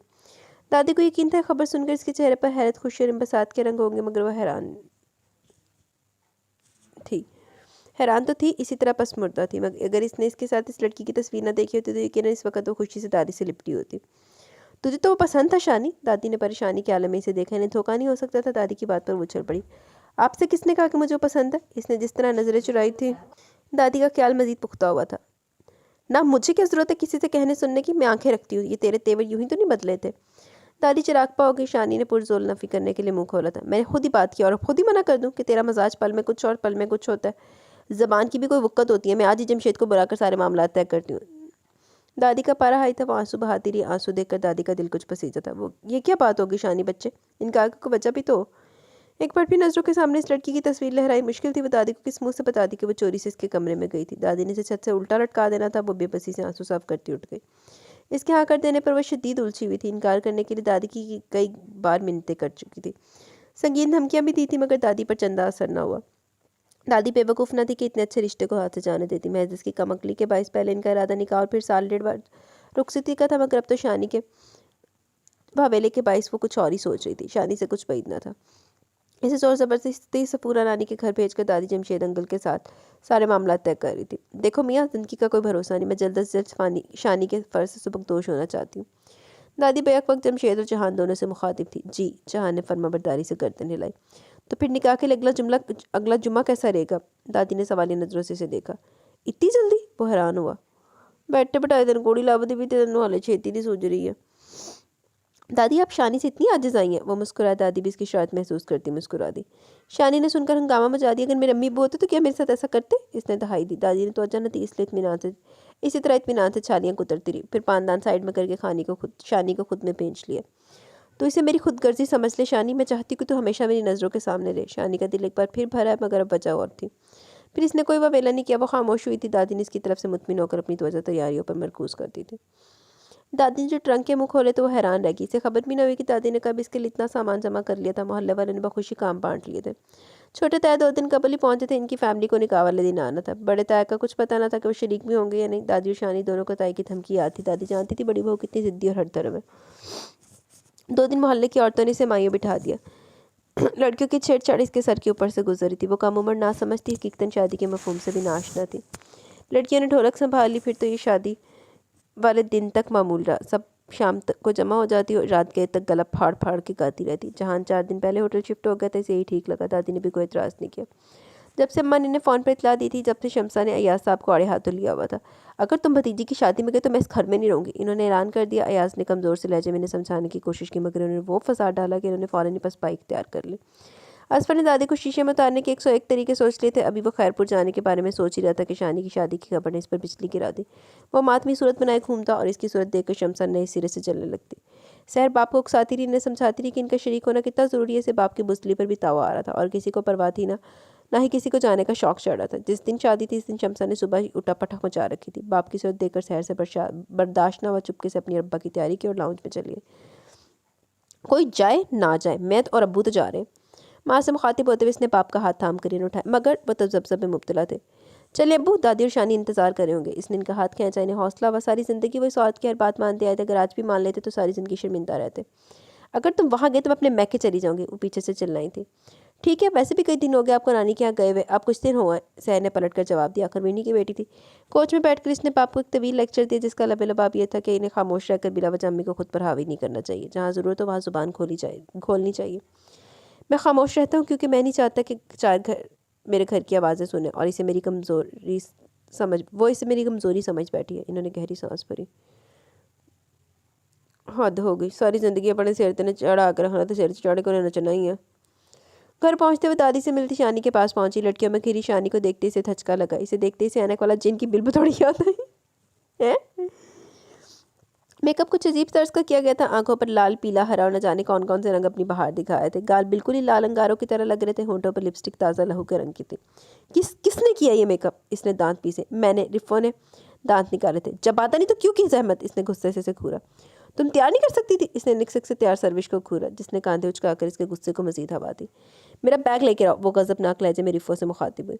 बैग के आते इसने सबको निकाल बाहर किया। उसका हुलिया दुरुस्त करने में जुट गई। 1 घंटे की मेहनत के बाद उसे आफ्ताब चंदे महताब किस्म का शाहकार बनाने में कामयाब हो गई थी। हाँ, अब खैर नहीं इसकी। बोलते हुए इसने ब्रेक लगा दिया। दुल्हे के बारे में वो कुछ भी तो ना जानती थी। इसके दुल्हे को देखने का जितना इश्तियाक हो रहा था, इसे वो सब शानी को चुड़ैल के हुलिये में देखकर भूल गया था। इससे पहले वो शानी पर ताबड़तोड़ सवालों की बौछार करती दरवाज़ा धड़धड़ाया जाने लगा। दरवाजे पर अब्बू और ताया माँ मौलवी साहब मौजूद थे। जाबा कबूल की मनाजिल इसने दोनों ताया के जोलों में तय की। दादी तो सामने थी ही नहीं, हालांकि इसकी नज़रों ने इन्हें ढूंढना था। वो कमरे के बाहर कई एहसासात के ज़ेर असर थी। जहाँ शानी के पराए होने का दुख था, वहीं इसके करीब होने की खुशी थी। इन्हें इत्मीनान था कि अपने आखिरी फ़र्ज से भी वो खैर खूबी सबकदोश हुई। इन्हें इत्मीनान था कि अपने बेटे की अमानत को इन्होंने महफूज हाथों में सौंपा और वो रोज़े आखिरत खुदा के सामने और अपने बेटे के सामने सुरखरू होंगे। मर्दों के लिए बाहर कनाते लगवाई गई थी, जबकि औरतों के लिए इंतजाम घर में किया गया। बड़े कमरे में फर्नीचर हटाकर खवातीन के बैठने की जगह बनाई गई। निकाह होते सहरी से वहाँ ले आई थी। दादी दुल्हा को बुलाएं? इसने कहा। बेटा खाना खा लेने तो फिर सबको फिर बुलवा लेना, दादी ने रसान से समझाया। दोपहर का निकाह था, जिसको याद साहब के इंतजार की वजह से शाम हो गई थी। औरतों बच्चों सबके चेहरे से बेजारी छलकने लगी। भाई खाना होता रहेगा, आप बुलवाएं, इसने जिद की। मजबूरन दादी ने जुगनू को इसे लाने के लिए कहा। सफ़ेद कॉटन के शलवार सूट में मलबूस सादा दुल्हा इन दुल्हों से 1000 गुना बेहतर लग रहा था, जो घंटों से लोन में गुजार कर निकलते। गो कि फयाज साहब की फैमिली 2 दिन कबल आ चुकी थी, पर वो भी जहान के होटल शिफ्ट होने की बाइस इससे मिल नहीं पाए थे। सवाई छोटे ताए और जुनैद के रश्क और हसद के मिले जुले तासुरात थे सबके। दादी को एक्स्ट्रा मास्टरपीस कहाँ से मिला? सर्विश ने सहर के कान में सरगोशी की तो वो मुस्कुरा दी। शानी का नसीब ऐसा शानदार शख्स होना चाहिए था। जुनैद और सहर ने एक अपनी सोच थी। इसने दोनों की जोड़ी को 10 में 10 नंबर दिए थे। खाना लगते लोग खाने पर बुरी तरह टूट पड़े। बदनज़मी की एक आला मिसाल सामने थी। सहर बेचारी लंबे सफ़र से आई थी और आधी शानी से मिली थी। अब मेहमानों में जत गई। छोटे ताए की फैमिली तो खुद को मेहमानों के भी मेहमान साबित करने पर तुले हुए थे। मेहमानों में गुमी से अचानक की शानी का ख्याल है, जिसे वो कुछ देर कबल कमरे में अकेला छोड़कर आई थी। ट्रे में खाना लगाकर वो इसके पास चली आई। वो इसकी आमद से बेखबर पेट से टेक लगाए आंखें मूंदे बैठी थी। एक हाथ गोद में धरा था, एक हाथ वो गले में पहने नेकलेस पर फेरी थी। आंखों से आंसू कतरा कतरा गिरे थे। क्या हुआ? ट्रे साइड पर रखकर नरमी से गोया हुई वो चौंकी। दादी ने कहा था ये मेरी अम्मी के जेवर है, गुलूगीर कुछ देर बाद वो गुलूगीर लहजे में बोली। सहर ने इसे गले से लगा लिया। अपने माँ बाप को मिस करी थी, फितरी बात थी। तुम कुछ देर आराम कर लो, इसे बिस्तर पर दराज करके इसने इसकी पेशानी चूमी थी। खाने के बर्तन समेट कर बाहर निकलते हुए इसने इसके आराम के ख्याल से कुंडी लगा दी। अभी वो बड़ा कमरा समेट कर फारिग हुई थी कि अयाज साहब ने सरदर्द की शिकायत कर दी। वो घबरा गई। अयाज दर्द शकीका के मरीज थे। दादी से पूछकर इनका बिस्तर बिछाने चली गई। एक पलंग पर बाप का बिस्तर बिछाकर इसने दूसरे पलंग पर चचा का बिस्तर लगाया। कुछ देर सुस्ताने की नीयत से बैठी थी। आज का दिन इतना साफ शिकन और थकन भरा था कि बैठी नींद दराज हुई। फिर कब नींद के आगोश में चली गई इसे पता ही न चला। माँ सदके चली जा, दूल्हा ने कुंडी ला के कमरे बंद कर देते थे, आप बीबी सो गई। जहान जिस वक्त घर में दाखिल हुआ, पूरा घर अंधेरे और खामोशी में डूबा हुआ था। सेन में एक टिमटिमाता बल्ब रोशन था, जिसकी रोशनी में दादी जमशेद की बेगम के साथ मिलकर बचा हुआ खाना ठिकाने लगवा रही थी। इसका कॉटन का सूट कदरे मसला हुआ था, वजह अपनी शादी में इसने वेटिंग सर्विस भी की थी। अयाज साहब सफ़र करने के बायस इस हद तक भाग दौड़ नहीं कर सके थे। फयाज साहब और जुनैद जमशेद और इनके बेटों ने भी मना किया था, मगर खाने पर जो हड़बोंग मची थी, इसे देखकर इसे खुद ही मैदान में उतरना पड़ा। कसूर लोगों का ना था। दोपहर के खाने को जब रात हुई तो यही होना था। लोगों की तादाद देखकर जुनैद को लगा जैसे पूरा खैर पूरी शानी की शादी में उमड़ आया हो। दादी की मिलने जुलने वाली इस कदर थे, फिर सच पूछो तो यही इनका कुंबा था। जमशेद की बेगम इसे देख कर मुस्कुरा रही थी, जबकि दादी को इसे वहाँ खड़ा देखकर उलझन हो रही थी। वो मुस्कुराती हुई चली गई तो वो इनकी मदद को आगे बढ़ा। छोड़ो इसे, तुम जाओ, कब से बिला वजह यहीं खड़े हो? दादी की उलझन बिलाकर बाहर आई। दुल्हन को तो मेरे हवाले कर दे, वो दिल ही दिल में मैंने मनाया था। हैं, कब से यहीं खड़े हो? बिला वजह मेरे भी ध्यान में नहीं रहा। मेरी बच्ची अकेले डर रही होगी। दादी चौंक पड़ी। अजीब शादी हुई, मेरी दुल्हा बगैर दुल्हन ही रुखसत कर दी। सोचता वो जाने को मुड़ा। 2-2 सीढ़ियाँ फलांगता वो ऊपर पहुंचा। छत पर रुका, चाल में वक़ार पैदा किया और जब तुले कदम उठाता कमरे में दाखिल हुआ। पलंग के गिर्द गुलाबों की लड़ियाँ थी। कमरे के कोने में शानी के जहेज का सामान ढेर था। सब कुछ था कमरे में, बस दुल्हन नदारत थी। कमरे के बाद किचन, किचन के बाद बाथरूम, हत्ता के छत के कोने में पड़े काट कबाड़ में भी इसने जायज़ा लिया। दुल्हन इसे कहीं नजर नहीं आई। वापस कमरे में चला और एक बार फिर तफसीली निकाल उड़ाई, मगर दुल्हन वहाँ होती तो नजर आती। इधर कमरे का दरवाज़ा खोलती दादी थक से रह गई। सामने पलंग पर शानी महवे ख्वाब थी। हाय मेरे खुदा! दादी के दोनों हाथ दिल के मुकाम पर ठहर गए। शानी, शानी उठ। वो इसे जगाने की कोशिश करने लगी, मगर इसकी नींद तो मर्दों को भी मात देती थी। इन्होंने ज़बरदस्ती खींच कर इसे बिठाने की कोशिश की। क्या हुआ दादी? दादी के हाथों से हाथ छुड़ाने की कोशिश करती हुई बंद आंखों के साथ बोली, ऊपर चल शानी। खींचातानी जा रही थी। क्यों? वो दादी की गिरफ्त से हाथ छुड़ाने में कामयाब हो गई थी। उठ जा शानी, क्यों मुझे जलील कराने पर तुली है? बच्चा बेचारा क्या सोच रहा होगा? वो इसके गाल थपथपाने लगी। क्या है दादी, सोने देना। वो झंझलाई। ऊपर चल बेटा, जहान इंतजार कर रहा होगा। इन्होंने फिर इसे बिठाने की कोशिश की। मुझे कहीं नहीं जाना दादी। वो गहरी नींद में थी। दादी बुरी तरह हाँफ गई। बेहद परेशानी के आलम में वो कमरे से बाहर निकली कि कमरे के बाहर खड़े जहान को देखकर चौंकी। अंदर होने वाले मुकालमा थी कि इसने भी सुने थे।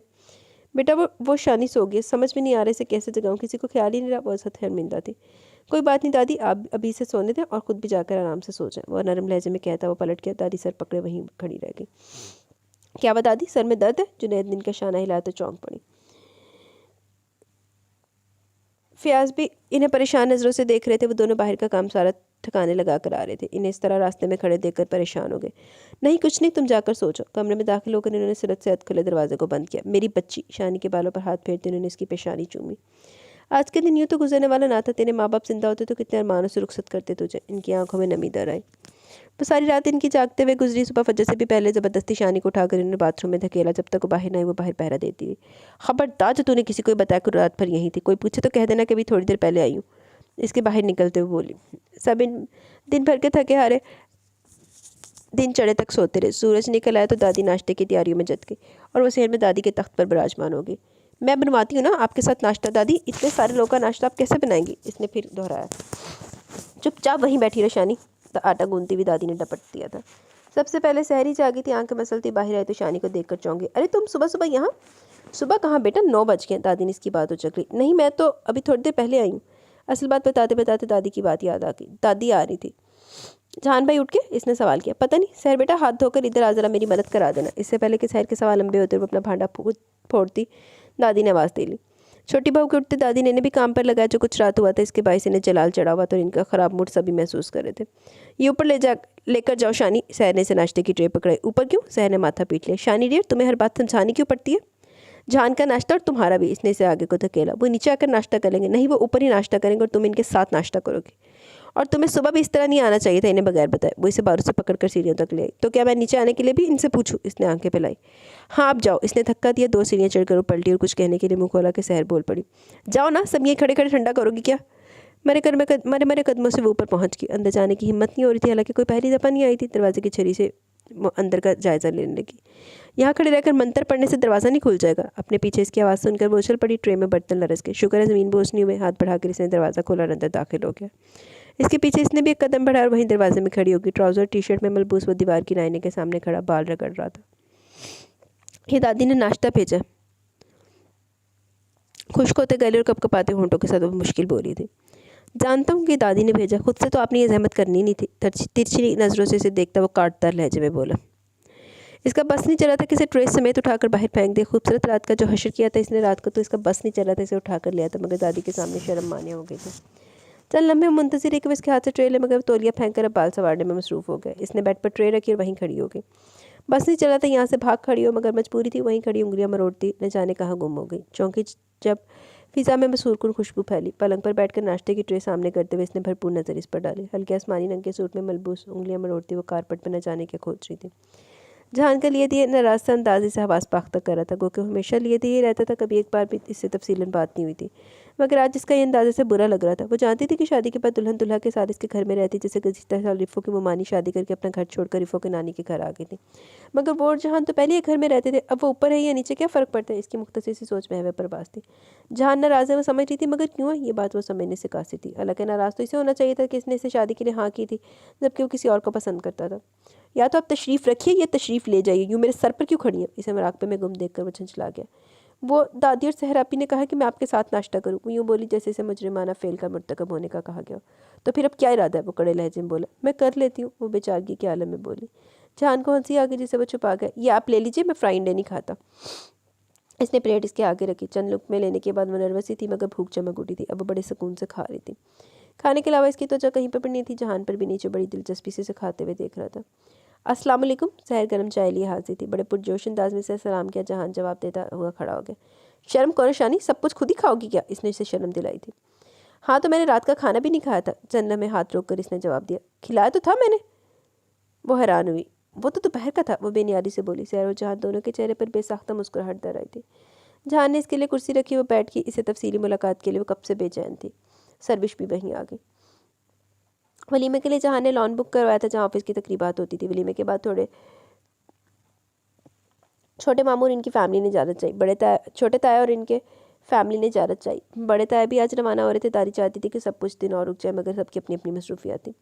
वो सबको रुखसत करके अंदर आई थी। शानी पलंग पर बैठी बड़े मगन अंदाज में जेवर उतार थी। चल ऊपर। दादी ने इसका बाजू पकड़कर खड़ा किया। क्यों? इसने हाथ छोड़ा। शादी कर दी तेरी अब भी क्या? मेरे सीने पर मोंग डलेगी, जहाँ तेरा शौहर रहेगा तू भी वहीं रह। दादी, इसने हैरानी और बेयकीनी से इन्हें देखा।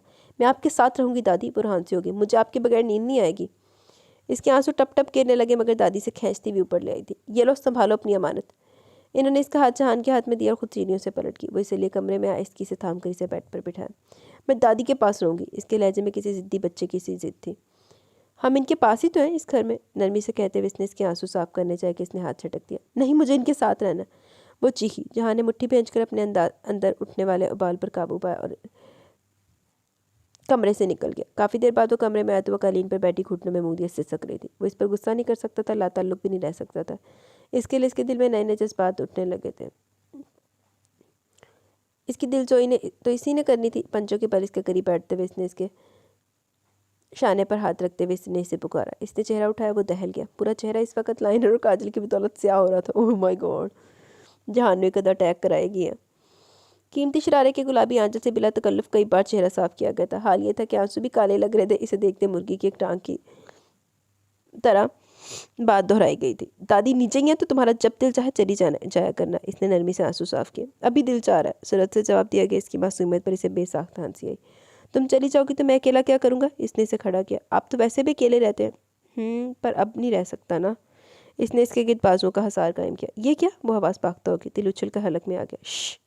इसने इसके लबों पर उंगली रखी। इसके सीने के पिंजरे में दिल फड़फड़ाने लगा था। पूरी हिम्मत मजमा करती हुई उसके बाजू के घेरे से निकली।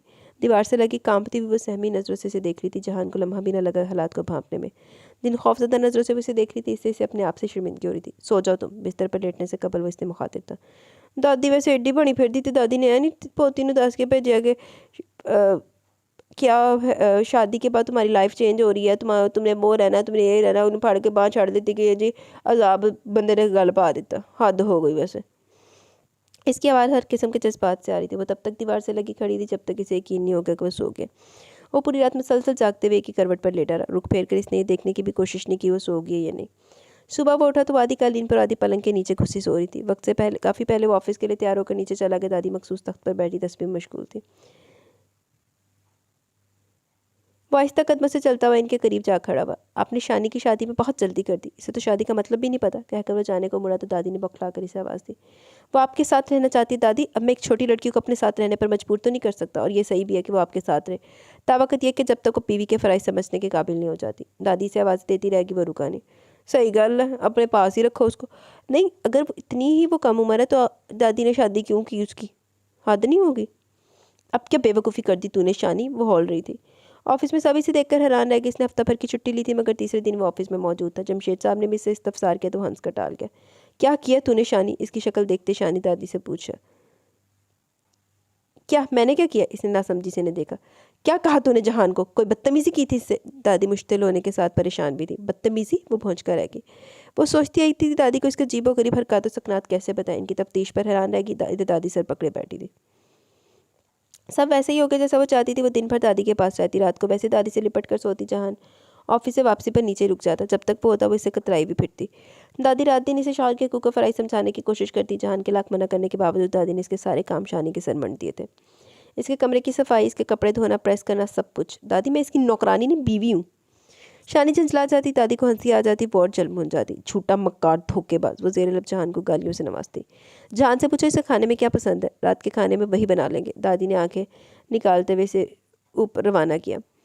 दादी पूछ रही है आपको खाने में क्या पसंद है? रात को वही बनाएंगी, वो पीछे से बोली। जहान का दिल जलकर खाक हो गया। हर बात में दादी का लाजमी घुसाती थी। कितनी शर्म की बात है, इस उम्र में पकाती तुम मदद से बैठकर खाती हो। इसने शर्म दिलाई कुछ बोलने के लिए। इसका मुंह खुला ही था कि वो बोल पड़ा। रात को चिकन बिरयानी बना लेना अपने हाथ से। इसका दिल चाह के इसके हाथ का जायका चखने को तनबीही लहजे में बोला, लो जी, कपड़े धो धो के मेरे हाथ टूट जाते हैं, अब हजरत के लिए खाना भी पकाऊं। वो पाँव पटकती अंदर आई। दादी के चेहरे पर मुस्कुराहट आ गई। तुम कॉलेज कब से ज्वाइन कर रही हो? रात को खाना खाते वो इससे मुखातिब था। कॉलेज? वो तो कॉलेज को भूल ही चुकी थी। मेरा मूड नहीं आजकल। दादी के रवैये ने इसका दिल हर चीज़ से उचाट कर दिया। वो समझ नहीं पा रही थी कि जहान में अचानक ऐसे कौन से सा ख्वाब के पर लगे जो वो दादी को इतना अजीज हो गया। दादी हरदम जहान की रट लगाए रखती। जहान का ये कर दे, वो कर दे। हाँ बेटा, अब ये क्या करेगी, कॉलेज जाकर घर गृहस्थी वाली हो गई है। दादी ने भी इसकी बात की तायद की। नहीं दादी, कम से कम इंटर तो क्लियर कर ले। ठीक है, कॉलेज नहीं जाना चाह रही तो मैं पढ़ा दूंगा, पर इंटर के एग्जाम तो लाजमी देना है। वो आदमी लहजे में कहता हुआ खड़ा हो गया। बर्तन समेट कर अपनी बुक्स लेकर आ जाओ। वो सीढ़ियों की तरफ बढ़ता हुआ बोला। इसके कान खड़े हो गए। वो देर तक इंतजार करता रहा, मगर इसने ना आना जाना था ना गई। दादी ने कई बार कहा भी, मगर वह सुनी अनसुनी करती करके बिस्तर पर दराज हो गई। हल्की फवार से सारा मंजर निखर गया था। मौसम खुशगवार था। जहान का दिल महक उठा। ऑफिस से घर जल्दी लौटने को, और दिल के कहे पर इसने अमल कर डाला। वो बदजोक मौसम की रंगीनी को भुलाए सेन में मुड़े पर बैठी बच्चों में सर खपा रही थी। चलो बच्चों, छुट्टी। इसने सबकी छुट्टी कर दी। पीछे वो चीखती रह गई कि कोई छुट्टी नहीं, मगर बच्चे शोर में जाते भाग गए थे। मैं फ्रेश होकर आता हूँ, तुम भी तैयार हो जाओ, फिर चलते हैं। वो सीढ़ियों की तरफ बढ़ता हुआ बोला। कहाँ? वो चौंक गई। घूमने। वो जवाब देने को मुड़ा। दादी जाएंगी तो मैं जाऊंगी। इसने दादी को सवालिया नजरों से देखा। वो खिजल सा हो गया। दादी का तो इसे ख्याल ही नहीं रहा था। दादी मुस्कुरा दी। वो बेवकूफ़ तो ना थी कि इनके साथ चल पड़ती। नहीं भाई, तुम जाओ, मेरी तो हिम्मत नहीं है। मैं कहाँ ख्वार होती फिरूंगी। शानी का मुंह लटक गया। जहान का जी चाह दादी के लिए जोर का नारा लगाया। कुछ ही देर में वो दादी की ज़बरदस्ती करने के बाद जहानी का लाया व गुलाबी रंग के खूबसूरत सूट पहने तैयार थी।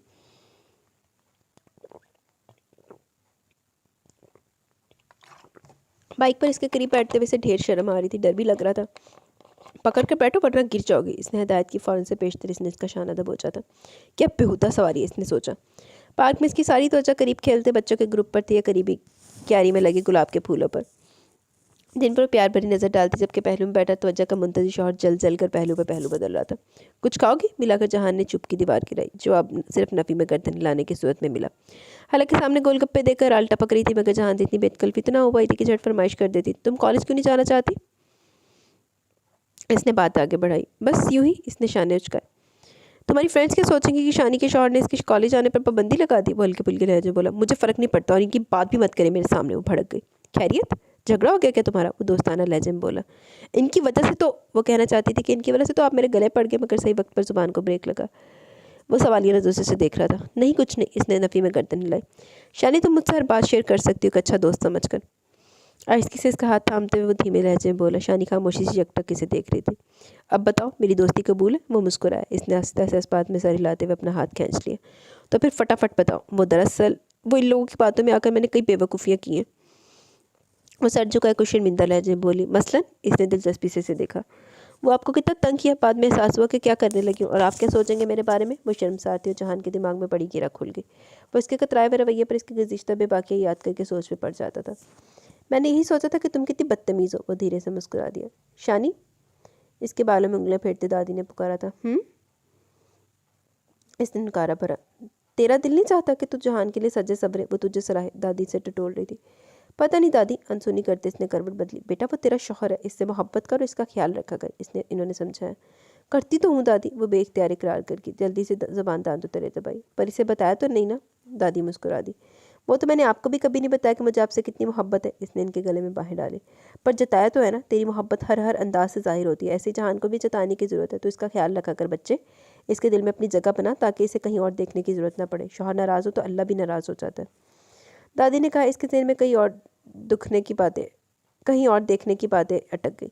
वो तस्वीर इसके जहन में पूरी तरह रोशन हो गई। वो बेचैन हो उठी थी। अगली सुबह से दादी की जगह नाश्ता बनाते देख जहान को छंबा हुआ। इस वक्त तो वो सोई हुई होती थी और दुनिया की कोई ताकत इसे उठा नहीं सकती थी। इसके इस्तफसार पर इसने इनके सोने का बताया था। अब तक तबीयत तो ठीक है ना? हाँ, तबीयत बिल्कुल ठीक है इनकी। इसे अंदर की तरफ बढ़ता देखकर वो जल्दी से बोली। आप बैठे, मैं नाश्ता लाती हूँ। वो स्लाइस सेंकते हुए बोली। मुस्कुराहट इसके होंठों से जुदा नहीं हो रही थी। इसके बारे में सोचता वो तख्त पर टिक गया। कुछ ही देर में वो नाश्ते की ट्रे लिए हाजिर थी। जब तक वो नाश्ता करता रहा, इसके करीब तख्त पर बैठी पाँव झिलाती रही। हल्की मुस्कुराहट अब भी होंठों पर थी। जहान ने मशकूक होकर अपने सर और चेहरे पर हाथ फेरे कि कहीं इसके कुछ ऐसा तो नहीं है जिसे देखकर शानी बीबी की मुस्कुराहट ही रोक रही, मगर कुछ होता तो पता चलता। शाम को कब तक आएंगे? वो इसे दरवाजे तक छोड़ने गिर खालिस बीवियाना स्टाइल में पूछ रही थी। जहान को हैरत का शदीद झटका लगा। खास से उलझे हुए अंदाज में इसने जवाब दिया।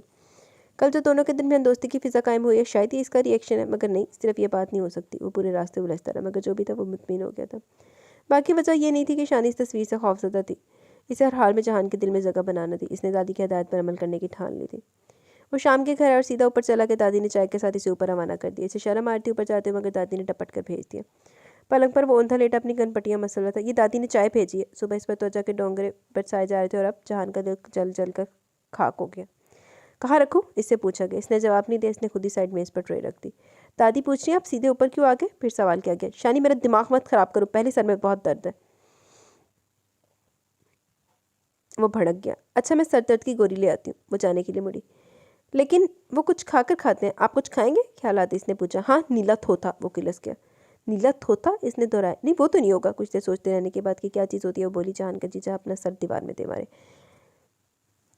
कुछ और खाएंगे? डरते डरते इसने पूछा। चूहे मार दवाई होगी? वो सबर के घूंट पीता वो बोला। चूहे मार दवाई? क्यों, यहाँ चूहे हो गए? चूहों का सोचते इसने जल्दी पलंग पर बैठ के टांगे ऊपर कर ली। साथ ही तफ्तीशी नज़रों से पूरे कमरे का जायजा लेना शुरू कर दिया। इसकी कराह बुलंद हुई तो इसने पलट कर देखा। मैं दबा दूँ? हमदर्दाना लहजे में पूछा गया। इसका जवाब सुने बगैर वो शुरू हो गई। इसके लमस में जादू था जिससे जहान की आंखें बंद हो गई। कुछ देर बाद इसे सोता समझकर वो आहिस्ते से खड़ी हुई। शानी? इसने धीरे से पुकारा तो शानी का दिल धड़क उठा। पलटकर इसने सवालिया नज़रों से इसे देखा। कुछ देर तक वो इसे देखते रहने के बाद इसने निगाहों का साफिया बदला। वो अलमारी खोलो, ड्रा के अंदर एक केस है, वो निकालो, इसने कहा। अलमारी के पट खोलते इसकी नज़र चाय पर पड़ी। चाय तो ठंडी होगी, मैं गर्म करके ला दी। नहीं मुझे चाय की तलब नहीं, तुम केस निकालो, वो टपटने वाले अंदाज में बोला। दराज से सुरख मखमली केस निकाल के इसने इश्तियाक से खोला। ये किसके लिए? केस से अंगूठी निकालते हुए इसके करीब चली गई। इसके लिए जो मेरी ज़िंदगी है। इसने अंगूठी इसके हाथ से उचक ली। इसके दिमाग में तस्वीर वाली लड़की का ख्याल आया था। इससे पहले वो केस इसके सर पर मारते हुए नीचे गिरा लेती, इसने इसका हाथ थामते हुए करीब बिठा लिया। अंगूठी इसकी उंगली में डालते हुए इसके तासरात नोट कर रहा था। हैरत और खुशी इसके चेहरे पर जगमगा रही थी। ये वाकई मेरे लिए? इसने बेयकीनी से इसे देखा। बिल्कुल, ये सिर्फ और सिर्फ मेरी छोटी सी खूबसूरत बीबी के लिए। हौले से इसकी लट खींचते हुए पहली बार इसने अपना रिश्ता बाबर करवाया। पीले पलक की मध्यम रोशनी में वो इसके आर्ज़ों पर लरसती उठती गिरती पलकों को देख रहा था। ठीक है तुम जाओ, दादी इंतज़ार कर रही होंगी। खुद पर काबू पाने में इसे मुश्किल हो रही थी। बड़े ताए को कंपनी की तरफ से हज पर भेजा जा रहा था। साथ में वो एक फ़र्द को भी ले जा सकते थे। इन्होंने ताई के नसीहतों के बावजूद दादी को ले जाने का इरादा किया। दादी को फ़ोन करके इन्होंने बताया तो आप दीदा होगी। साथ ही जहान को इन्होंने हदायत की कि वो इनके कागजात तैयार करवा दे। दादी ने जहान से नीचे शिफ्ट हो जाने के लिए स्टार किया था। दादी पासपोर्ट के सिलसिले में जहान के साथ जाते हुए शानी को हदायत कर की थी कि वो नीचे का कमरा जहान के लिए तैयार कर दे। जहान के कपड़ों की जगह पर इसे अलमारी खाली करते हुए अपने माँ बाप की कुछ फ्रेमशुदा तस्वीरें और पुराना एल्बम मिला तो बड़े इश्तियाक से इन्हें देखने बैठ गई। एल्बम तो इसने कई बार देखा था, अलबत्ता ये तस्वीरें जिसके माँ बाप के कमरे में आवेज़ा थी पहले नहीं देखी थी। दादी ने कुछ तस्वीरें उतार कर रखती थी। वजह बड़ी होती शानी के बेशुमार सवाल आते जो वो इन तस्वीरों को हम वक्त अपने सामने देख कर करती थी। इसकी तिश्ने की इन तस्वीरों को देखकर मजीद बढ़ जाती थी। कमरे की सफाई करने के बाद इसने तस्वीरें बड़े कमरे की दीवार पर लगा दी। हालांकि तस्वीरें लगाने के लिए कील ठोंकते हुए हो थोड़ी कई बार कील की बजाय उंगलियों पर पड़ी, मगर इसने हिम्मत न हारी और तस्वीरें लगाकर दम लिया। दादी के आते शानी ने बड़ी खुशी से नई खबर सुनाई। इन्होंने कोई खास रद्दमल जाहिर न किया और वजू करने चल दी कि ज़ोहर कज़ा होने में थोड़ा वक्त रह गया था। अलबत्ता जहान को बाजू से खींचती कमरे में ले गई। वो बहुत गौर से तस्वीर को देख रहा था। कितनी खूबसूरत है ना मेरी अम्मी और बाबा भी। इसे गौर से तस्वीरें देखकर वो इश्तियाक से बोली। इसकी माँ वाकई बेहद खूबसूरत थी। आंखों का नीला रंग तस्वीरों में भी नुमाया था। हाँ तुम अपने बाबा पर गई हो, वो इसकी सी आंखों में देखता हुआ बोला। इतनी जल्दी जाने की क्या ज़रूरत है? जिस दिन की फ़्लाइट है आप इस दिन भी तो जा सकती हैं। बड़े ताया दादी को लेने आए तो शानी आंसू बहाते इनकी पैकिंग कर रही थी। बस कर दे शानी, शादीशुदा होगी अब तो बड़ी हो जा। दादी मुस्कुरा दी। रवाना होने से कबल इन्होंने शानी को खूब नसीहतें की और सबके सब जहान से मुतल्लिक थी। इसकी रीरी मुसलसल जारी थी। जहान इसे चुप कराने की कोशिश में हल्कान हो रहा था। ठीक है तुम बैठ कर रोती रहो, मैं जा रहा हूँ। मुझे झंझलाकर खड़ा हो गया। इसने सरस से इसका हाथ थामा था। मैं नहीं रो रही अब। इसने हाथ की पुष्ट से आंसू साफ किए। जहान वापस बैठ गया। मैं तुम्हें हैदराबाद ले चलूँ? दादी को सी ऑफ करने इसने तसल्ली मेज़ अंदाज में इसके हाथ की पुष्ट थपथपाई थी। इसने इस बात में सर हिलाया। शानी ने हाथ छोड़ाया था, न जहान ने छोड़ा था। उंगली में इसकी पहनाई सोने की रिंग थी। जहान के होठों पर हल्की सी मुस्कुराहट आ गई। शानी की भीगी पलकें झुक गई। जहान ने इसे अपने साथ लगा लिया। जहान के बहुत कहने के बावजूद शानी कॉलेज जाने पर रजामंद न हुई तो इसने इसे खुद पढ़ाने की ठानी। शानी को इससे बड़ी शिकायतें थी। इसे पढ़ाते वक्त इसका रवैया बड़ा सख्त हो जाता। शानी इसके प्यार भरे रवैये की आदी होती जा रही थी। इसकी सख्ती पर रोहानसी हो जाती, मगर वो परवाह नहीं करता था। शानी रोज़ दादी से फ़ोन पर इसकी शिकायतें करती। अपने वादे के मुताबिक उसे हैदराबाद भी ले गया था। ईद उल अज़हा के आने में भी बहुत दिन थे जब वो 2 अदद हसीन तगड़े बकरे ले आया था। अभी तो ईद आने में इतने दिन है, अभी से क्यों ले आए? अब मैं घर के काम करूं, पढ़ूं या इनको पालूं? वो तनफन करती इसके पीछे। ये तीनों काम करो, वो इत्मीनान से बोला। मुझसे नहीं होते इतने काम। वो रूठी हुई इसी पलंग पर बैठ गई।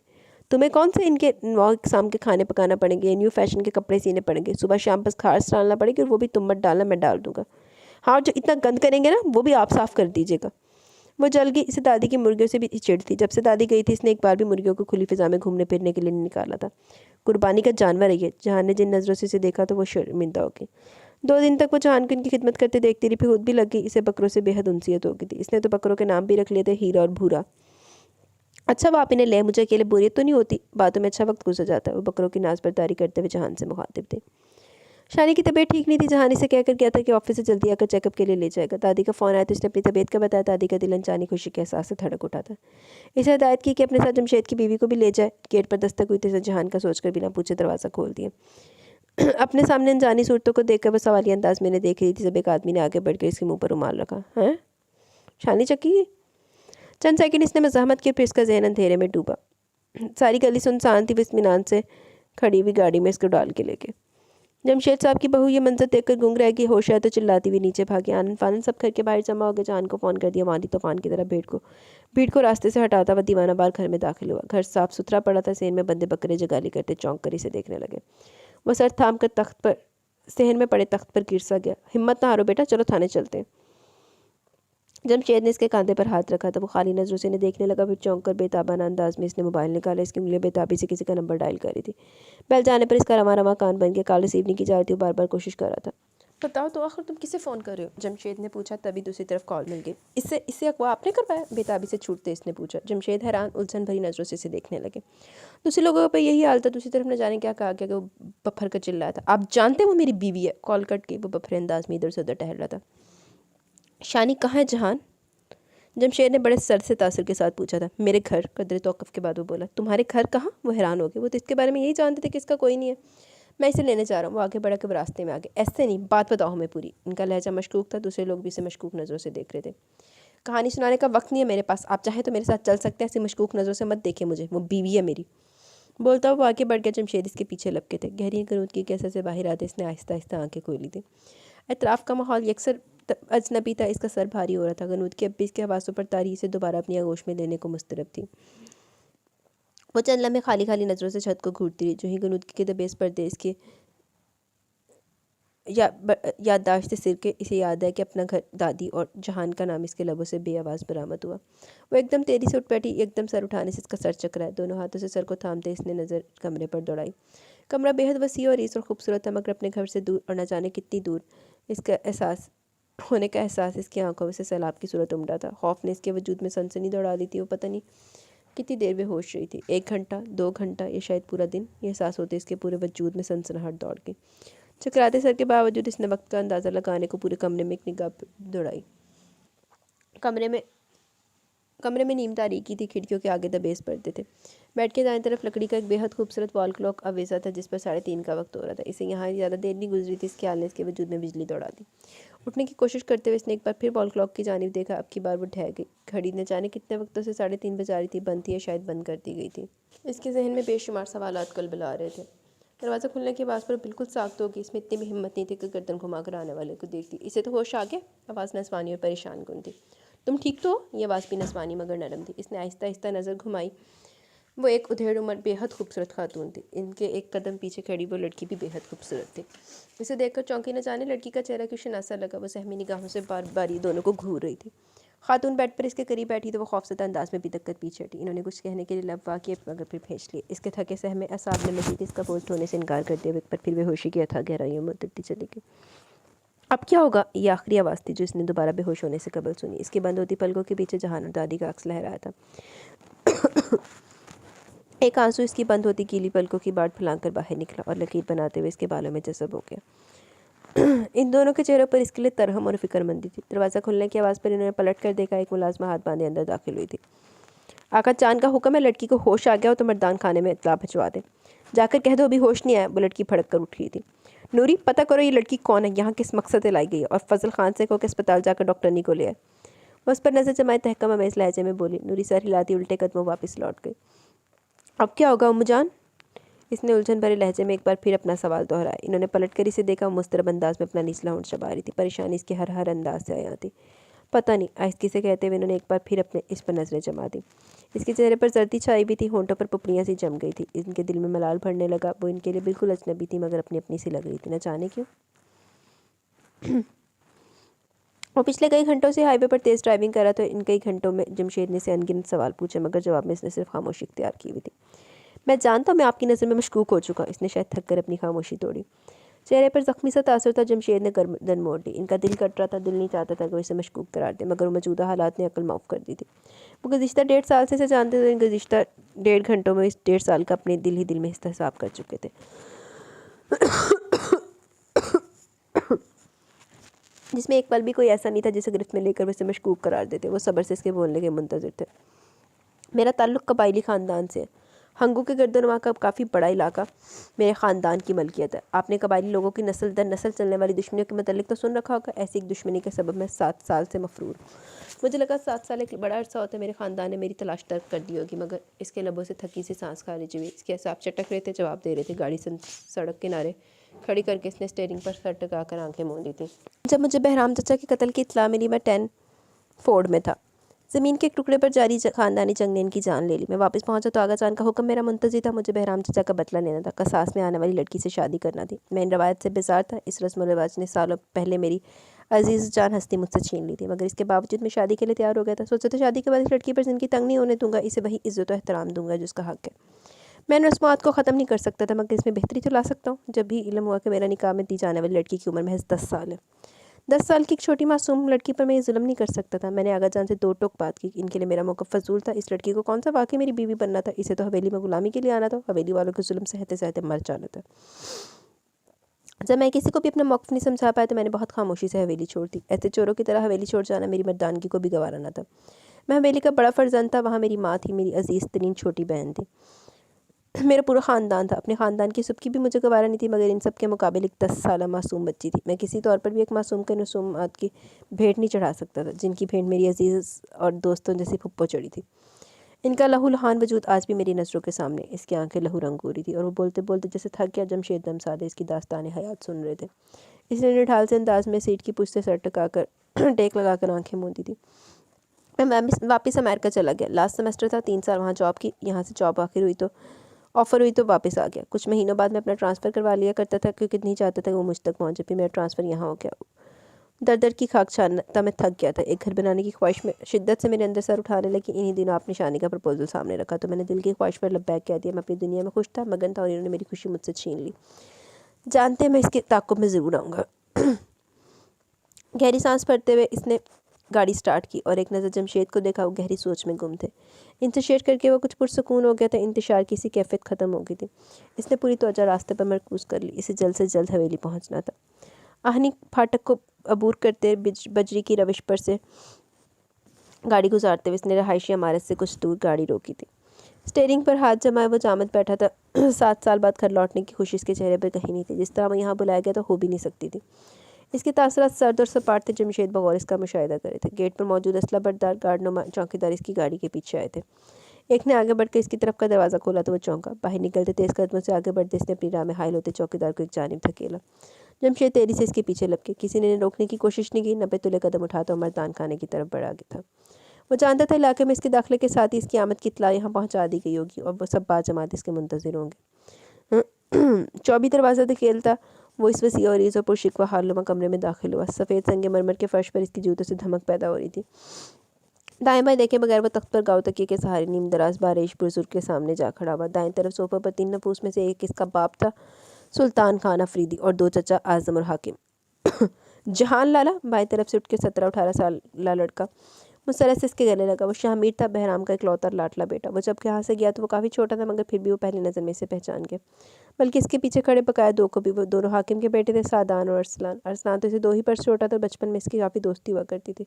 फिर बड़े होते इसने जहान को शायद हरीफ मान लिया। सो इनके ताल्लुकात बचपन जैसे खुशगवार न रहे, मगर अब वो इसे खुशदिली से मिला। आज़म की 3 बेटियाँ थी, बेटा कोई न था। सो इस निस्बत वो भाइयों से ज़रा कमज़ोर थे।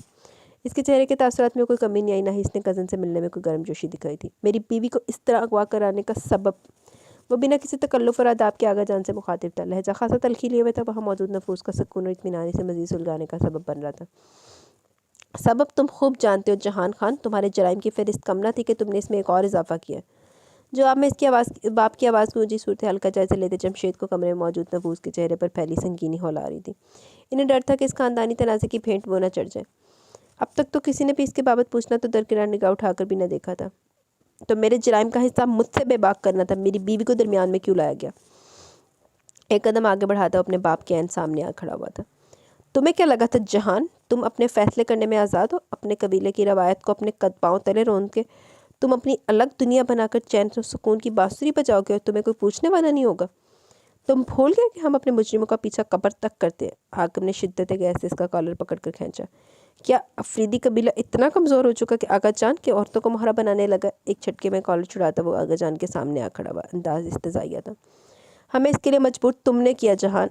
हमारे मुसलसल बुलाने को नज़रअंदाज न करते तो हमें ये कदम न उठाना पड़ता। नायत पुरसकून अंदाज में कहते वो इसके मुकाबिल खड़े हुए जहान दांत फेंचे जबत के कड़े मर राहिल तय कर रहा था। तुम्हें क्या लगता है जहान, तुम्हें हवेली वापस खींच लाना हमारे लिए मुश्किल था? नहीं, कभी नहीं। तुम्हें क्यों भूल गया जहान के हमारे हाथ किस कदर लंबे हैं? तुम्हारे ट्रांसफ़र की खबर तुमसे पहले हम तक पहुंची थी, मगर हम तुम्हें ढील देते रहे कि कभी तो तुम इस चूहे बिल्ली के खेल से उकताओगे और ख़ुद वापस आओगे, मगर अब पानी सर से ऊंचा हो गया। तुमने शायद तय कर लिया कि तुमने हमेशा हमारा सर झुकाना, मगर अब बस, हमारे सब्र की हद ख़त्म हो चुकी है।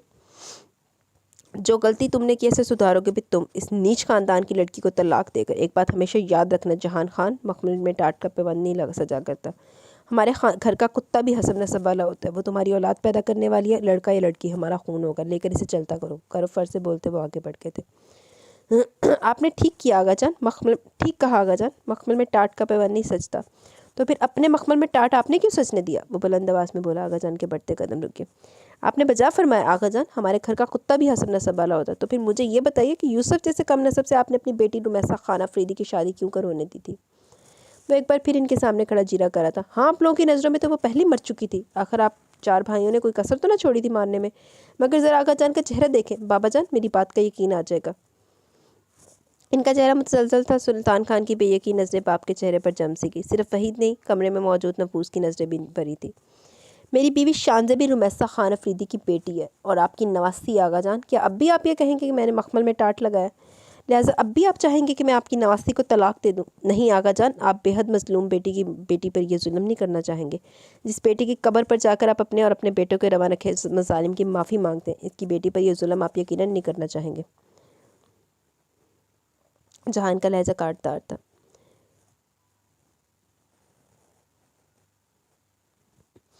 कमरे के वस्त में रखी रॉकिंग चेयर पर मौजूद शिकस्ता वजूद खुद को लानत मलामत कर रहा था। इसके चेहरे पर इस वक्त कई तासर करब दुख और शर्मिंदगी के थे, जिसमें सबसे नुमाया तासुर शर्मिंदगी का था। वो लड़की अगर रुमैसा की बेटी थी तो लानत थी इन पर, जिन्होंने अपने घर की इज्जत, अपनी बेटी की इज्जत को यूँ अपने हवारियों के हाथों अगवा कराया था। वाकई लाख लानत डबल लानत। इनके जलाए में इजाफा हो गया था। वो एक और चीज़ के लिए रुमैसा के आगे शर्मिंदा थे। रुमैसा इनकी इकलौती बेटी, 4 भाइयों की इकलौती बहन, जो इकलौती तो ज़रूर थी मगर अजीज़ जान हरगिज़ न थी। 4 बेटों के बाद पैदा होने वाली रुमैसा इन बाप बेटों के लिए कतई गैरहम थी, मगर रुमैसा इसकी जान पड़ी थी अपने भाइयों में। वो दीवानी थी अपने बाप की और भाइयों की, मगर भाइयों के कमरे में दाखिले की इसे इजाज़त तक न थी। और आगा करीम जहाँ अपने बेटों की तलीम और तरबियत के सिलसिले में किसी भी किस्म की कोताही बर्दाश्त नहीं कर सकते थे, वहाँ बेटी की इन्हें कोई फ़िक्र ही ना थी। और रही माँ जी, तो इन्हें हवेली के इंतजाम संभालने से फुर्सत न थी। इन्होंने जब सुल्तान शाह की शादी की, वो महज 5 बरस की थी। शादाब को वो नन्ही और मासूम गुड़िया बहुत पसंद आई। बहुत जल्द दोनों नंद भावजे एक दूसरे के लिए लाजम मलजूम हो गए। 3 साल के बाद जब जहान खान इनकी गोद में आए तो वो रुमैसा भी कुछ समझदार हो गई। इसके बाप भाई वो मरकज़ थे जिसके गिर्द वो चक्कर काटा करती थी। बाप भाई खाना खाते तो वो जले पाँव की बिल्ली की तरह चकराती रहती कि जाने कब किसी चीज़ की इन्हें ज़रूरत पड़ जाए। आगा जी का कहर जब इन भाइयों पर नाजिल होता तो इसकी दवा भी वही बनती। बावजूद इसके कि भाई अपना गुस्सा झंझलाहट अक्सर इस पर निकालते, वो अगली बार फिर हाजिर होती। आगाजान के कदम ज़मीन पर रखने से पहले मैं इनके जूते पैरों तले रखती, चाहे वो कुछ भी जवाब देते या कभी से टोक देते। वो आगाजान से मुसलसल कुछ ना कुछ बोलती रहती, अपने स्कूल के किस्से, सहेलियों की बातें कुछ ना कुछ इसे सुनाती रहती। आगाजान जवाब भले ना दें, सुन तो रहे। वो अक्सर चुपके से इसके कमरे में चली आती, अपने नन्हे नन्हे हाथों से कभी इनका सर दबाती, कभी पाँव। अपनी छोटी छोटी मासूम ख्वाहिशें बयान करती जो कभी पूरी ना होती। यूँ बड़ी होती कि 8वीं के बाद इसने आगाजान से ज़िद करके 9वीं का प्राइवेट इम्तिहान दिया। भाई इसके हक में नहीं थे, मगर पहली बार आगा करीम ने बेटी की कोई बात मानी। 10वीं के बाद इसने चाह के इंटर के एग्ज़ाम की तैयारी प्राइवेट करे, मगर आगाजान ने इसे खामोश करा दिया। वो अब इसकी शादी करना चाहते थे। बहराम खान के हाथों मुखालिफ कबीले के 2 मुलाजमीन कत्ल हुए थे। अफरीदी कबीले और आगाजान के नज़दीक ये कोई बड़ी बात न थी। देत की रकम अदा कर दी जाती है, मुखालिफ कबीले को लड़की दी जाती, मगर वो लड़की रुमैसा खान अफरीदी हो गई, ये किसी के महमो गुमान में भी ना था। मुखालिफ कबीले ने जरगे के ज़रिए जो शर्त आयद की, इसने अफरीदी कबीले को कारी सरप लगा दी, वरना दूसरी सूरत में इनका मुतालबा बहराम खान था। हमेशा की गैर अहम रुमैसा अचानक भाइयों के नज़दीक अहम हो गई। जब इसे पता चला कि इसे बहराम खान पर कुर्बान होना, तो बफर गई। आगा करीम को आज भी इसके अल्फाज याद थे। मैं हमेशा आप लोगों को एक निगाह के लिए तरसती रही बाबा जान। वो वाहिद फ़र्द थी जो इन्हें आगा जान की बजाय बाबा जान कहा करती थी, और आज मैं अपने भाइयों को याद भी आई तो अपने मतलब के लिए। बहनें भाइयों पर कुर्बान हो ही जाया करती हैं, वो भी मैं भी हो जाती अगर मुझे मेरे भाइयों ने कोई मान बख्शा होता। मगर अब नहीं आगा जान, बहराम लाला से कहें मर्दों की तरफ सामने से अपना किया भुगतने, मैं इन पर कुर्बान नहीं होंगी। इसका चट्टानी लहजा हमेशा साबित कर रहा था कि वो इन्हीं का खून थी। सुल्तान खान के दबाव डालने पर इसने कहा कि वो कश्माला को पेश क्यों नहीं कर देते, और सुल्तान खान के तमाचे ने इनका मुंह घुमा दिया। वो आगा जान को देखकर इस्तज़ाई अंदाज में हंसी, वो निगाह चुरा गया। माँ के समझाने पर बहुत देर जख्मी निगाहों से इनकी तरफ देखती रही, फिर बोली तो बस इतना। अम्मा, मुझे लगा बस सिर्फ आप मेरे कुर्बान होने के हक़ में न होंगे, मगर आपको भी सिर्फ बेटा अजीज़ है। बहराम खान ने रुमैसा पर दबाव डालने के लिए समरदान खान ने तलब किया। वो ज़िद्दी तो ना थी, पर न जाने की इतनी ज़िद्दी हो गई थी। इसकी ज़िद ने बहराम खान को गुस्से से पागल कर दिया। वो इस पर पल पड़ा और बजाय से रोकने के इन तीनों ने इसका साथ दिया। आगा करीम को जब तक इल्म हुआ, वो चारों इसके नीम मुर्दा वजूद को मुर्दा समझ के इसकी तदफीन का इंतजाम करने जा चुके थे। अपनी बेटी के नीम मुर्दा वजूद को उठाते इनके हाथ कप कप आ गए थे, मगर बोले तो लहजा सपाट ही था। महमूद खान, इसे ले जाओ और बाहिफाजत किसी महफूज मुकाम पर मुंतकिल करो। अपने बाद में सिर्फ तुम पर भरोसा करता हूँ। इनका लहजा सख्त बेमेज़ था। मोहब्बत खान इनका बहुत पुराना और वफादार मुलाजिम था। इनके साथ खेला था, मगर किस्मत का खेल था। वो शाह थे, वो इनका मुलाजिम। इनके हाथों से इस नाजुक वजूद को थामते हुए हवेली के पिछले गेट से निकल गया। वो इनके हाथों में खेली थी। इन्हें खान चाचा बुलाया करती थी। इसे इन्हें कहीं जाना होता तो ड्राइवर के हमरा इसके साथ ज़रूर जाया करता, और रास्ते पर वो बिला तकान बोला करती थी। वो इलाके की हदूद से बाहर निकला। रास्ता कच्चा और अंधेरा था। वो कई बार रुमैसा के ज़ख्मी वजूद को कांधे से उतार कर इसकी जलती सांसों का इत्मीनान करता और फिर चलने लगता। ऐसे इसने कांधे से उतारा था कि मोड़ काटती गाड़ी की हेडलाइट चमकी। वो एकदम ही घबरा गया। वो 2 कदम पीछे हटते, वो दरख्त की ओट में हो गया। गाड़ी इसके सामने से गुजरी तो इसने सुकून का सांस लिया। वो कोई पुरानी छोटी सी गाड़ी थी। इस इलाके की खुद साख्ता खुदाओं की गाड़ी ना थी। और इससे पहले कि वो रुमैसा को उठाने के लिए आगे बढ़ता, गाड़ी रिवर्स हुई, रुमैसा के करीब रुकी। इसमें से एक लड़का तेजी से बाहर निकला। रुमैसा के वजूद को सीधा करके इसने अपनी माँ को पुकारा। गाड़ी में से सफ़ेद चादर ओढ़े औरत बरामद हुई। कुछ पल वो दोनों से होश में लाने की तदबीर करते रहे, फिर लड़का झंझलाकर खड़ा हो गया। वो बार बार अपनी माँ से चलने का कह रहा था, मगर खातून इसे छोड़कर जाने को राजी न थी। और चंद कदम दूर खड़ा मोहब्बत खान दुआ कर रहा था वो लोग चले जाए। मजबूरी थी, वो इनके सामने जाकर बयान भी नहीं सकता था। रुमैसा की जो हालत थी, इसकी हैसियत मशकूक हो जाती। मिलाकर माँ के मजबूर करने पर लड़के ने इसे उठाकर गाड़ी में डाला। अम्मा इसके साथ ही बैठ कर मोहम्मद खान हाथ मलता रह गया। 2 दिन बाद वापस लौटा तो आगा करीम को इसने मुतमिन कर दिया। रुमैसा के कत्ल को हादसाती मौत का नाम दिया और इसकी झूठी तदफीन भी हो गई। मुखालिफ ने इसकी मौत को हादसाती मानने से इनकार कर दिया, जिगा बिठा दिया। आगा करीम ने बेटे को ये कहकर मुतमिन कर दिया कि रुमैसा की जो हालत है, इसने मजबूर कर दी कि इसकी फ़ौरन तदफीन कर दी जाए, वरना मैयत को देखकर लोग का शक यकीन में बदल जाता। जिरगा बैठने से बेटों की त्वचा हट के और सर छूट की तहकीक में ना पड़े। आगा करीम को मोहम्मद खान ने मुतमिन कर दिया, मगर खुद बेचैन था। क्योंकि माँ बेटा इसे शरीफ लगे थे, मगर किसी का क्या भरोसा। 4 माह लगे होंगे मोहम्मद खान को रुमैसा को ढूंढने में, और बिलाखिर खैरपुर में इसकी मौजूदगी का पता चला, मगर रुमैसा खान अफरीदी की हैसियत से नहीं, रुमैसा यूसुफ की हैसियत से। मोहम्मद खान वापस चला और आगा करीम को रुमैसा के बारे में इतला दी। आगा जानने से कुरेद कर यूसुफ और इसके घर वालों के बारे में सवाल किया। आम हालात में इस जैसे ख़ानदान में अपने कबीले से बाहर बेटी की शादी का सोच भी नहीं सकते थे। अब कम अज़ कम इस बात पर शुक्रगुजार थे कि इनकी बेटी इज़्ज़त से किसी की इज़्ज़त बनी है। जहारा बेगम की ज़ुबानी रुमैसा को बस इतना इल्म हुआ कि वो इन्हें और यूसुफ को रास्ते में ज़ख्मी हालत में मिली थी। जब वह यूसुफ के दोस्त की शादी में शिरकत करके वापस आ रहे थे और अपने घर वालों के लिए 4 साल तक दिल में शदीद नफरत लिए ज़िंदा रही, जिन्होंने इसे मार कर रास्ते में फेंक दिया। इसके बाप ने इसे मोहम्मद खान के ज़रिए महफूज रखना चाहिए। इसका बाप इसके हालात से बाखबर रहता, वो अनजान थे और इसे अनजान ही रहना था। यूसुफ और इसका कार हादसे में हिलाक हो जाने की खबर आगे जान पर बिजली बनकर गिरी। इन्होंने इसका जनाजा पड़ा, अपने हाथों से लहद में उतारा, मगर किसी को इनका रिश्ता मालूम न था और ना हो सका। इसे दफनाने के बाद पहली बार मोहम्मद खान के कंधे पर सर रखकर बुरी तरह रोए। जो एहसास जुर्म इसकी खुशखुरम ज़िंदगी के बारे में सुनकर दब गया था, बुरी तरह उभर आ गया। वो इसकी कब्र पर जाते अपने गुनाहों की माफ़ी मांगते। रुमैसा की बरसी वाला दिन इन पर भारी गुजरता। ऐसे एक दिन इन्हें इतना रंजो मलूल देखकर जहान खान के इस्तफसार पर मोहम्मद खान ने राजदारी का वादा लेकर इसे इस राज में शामिल कर लिया, जो बरसों से इसके दिल में दबा था। और जहान खान ये राज दिल में दबाए मार कर चला गया। शानजे से शादी तक वो हकीकत से लाइलम ही था। वो तो शानजे जब इसे खींच कर ले गया और अपने माँ बाप की एक तस्वीर इसे दिखाई तो वह चौंका। 8 साल की इतनी छोटी उम्र नहीं थी। इसे अपनी रूमी बहुत अच्छी तरीके याद थी और इस पर हुआ जुल्म भी। इसे कभी ना भी शानजे को इसकी माँ के बारे में बताता, मगर वो ऐसे और इन हालात में बताया गया, ऐसा इसने कभी सोचा भी नहीं था। इसे इतनी बड़ी खुशखबरी आगा जान के मुंह से इस तरह सुनने को मिली कि इसके वहम गुमान में भी ना था। शानजे वो अब तक तो अनजान थी। जहां ने गहरी सांस पर गिरी से देखा। इसकी आंखों से मोती टूट टूट कर गिरे थे। बेयकीन नजरें जहान पर जमी थी। वो साख थी। वो दादी से कुरेद कर अपनी माँ के बारे में पूछा करती थी, इसका ननियाल क्यों नहीं है, इसका कोई बहन भाई क्यों नहीं है। इसे खुदा से बहुत शकवेरा करते थे, मगर इसकी माँ की कहानी इतनी दर्दनाक हो कि इसका ननियाल इतना जालिम होगा, ये तो इसके गुमान में भी ना था। तो ऐसा हुआ करते हैं भाई जिनके लिए इसे खुदा से शिकवा ही रहा था। जहां ने दोनों हाथों के प्याले में चेहरा थामते इसके आंसू साफ किए। इसकी पेशानी चूमते हुए इसका सर अपने कांधे से लगाया। वो बिलक पड़ी थी और इसे हौले हौले थपक रहा था। वो शायद साल भर की होगी जब इसकी माँ इससे जुदा हुई। अपनी माँ को इसने तस्वीरों में देखा था और इसे तो इसके आगोश की गर्मी भी याद नहीं थी, मगर इसे लग रहा था जैसे इसकी माँ आज मरी है। दरवाजे पर हौले से दस्तक हुई। शांति ने चौंक कर सर उठाया। वही खातून और लड़की दाखिल हुई, जिन्हें देखकर बुरी तरह खौफजदा हो गई थी। ये मेरी माँ है शानज़े, और ये कशमाला मेरी बहन। इसने तारुफ करवा। शानज़े को याद है कि तस्वीर में जिस लड़की को शान पर जहान का बाजू दराज था, यही लड़की थी।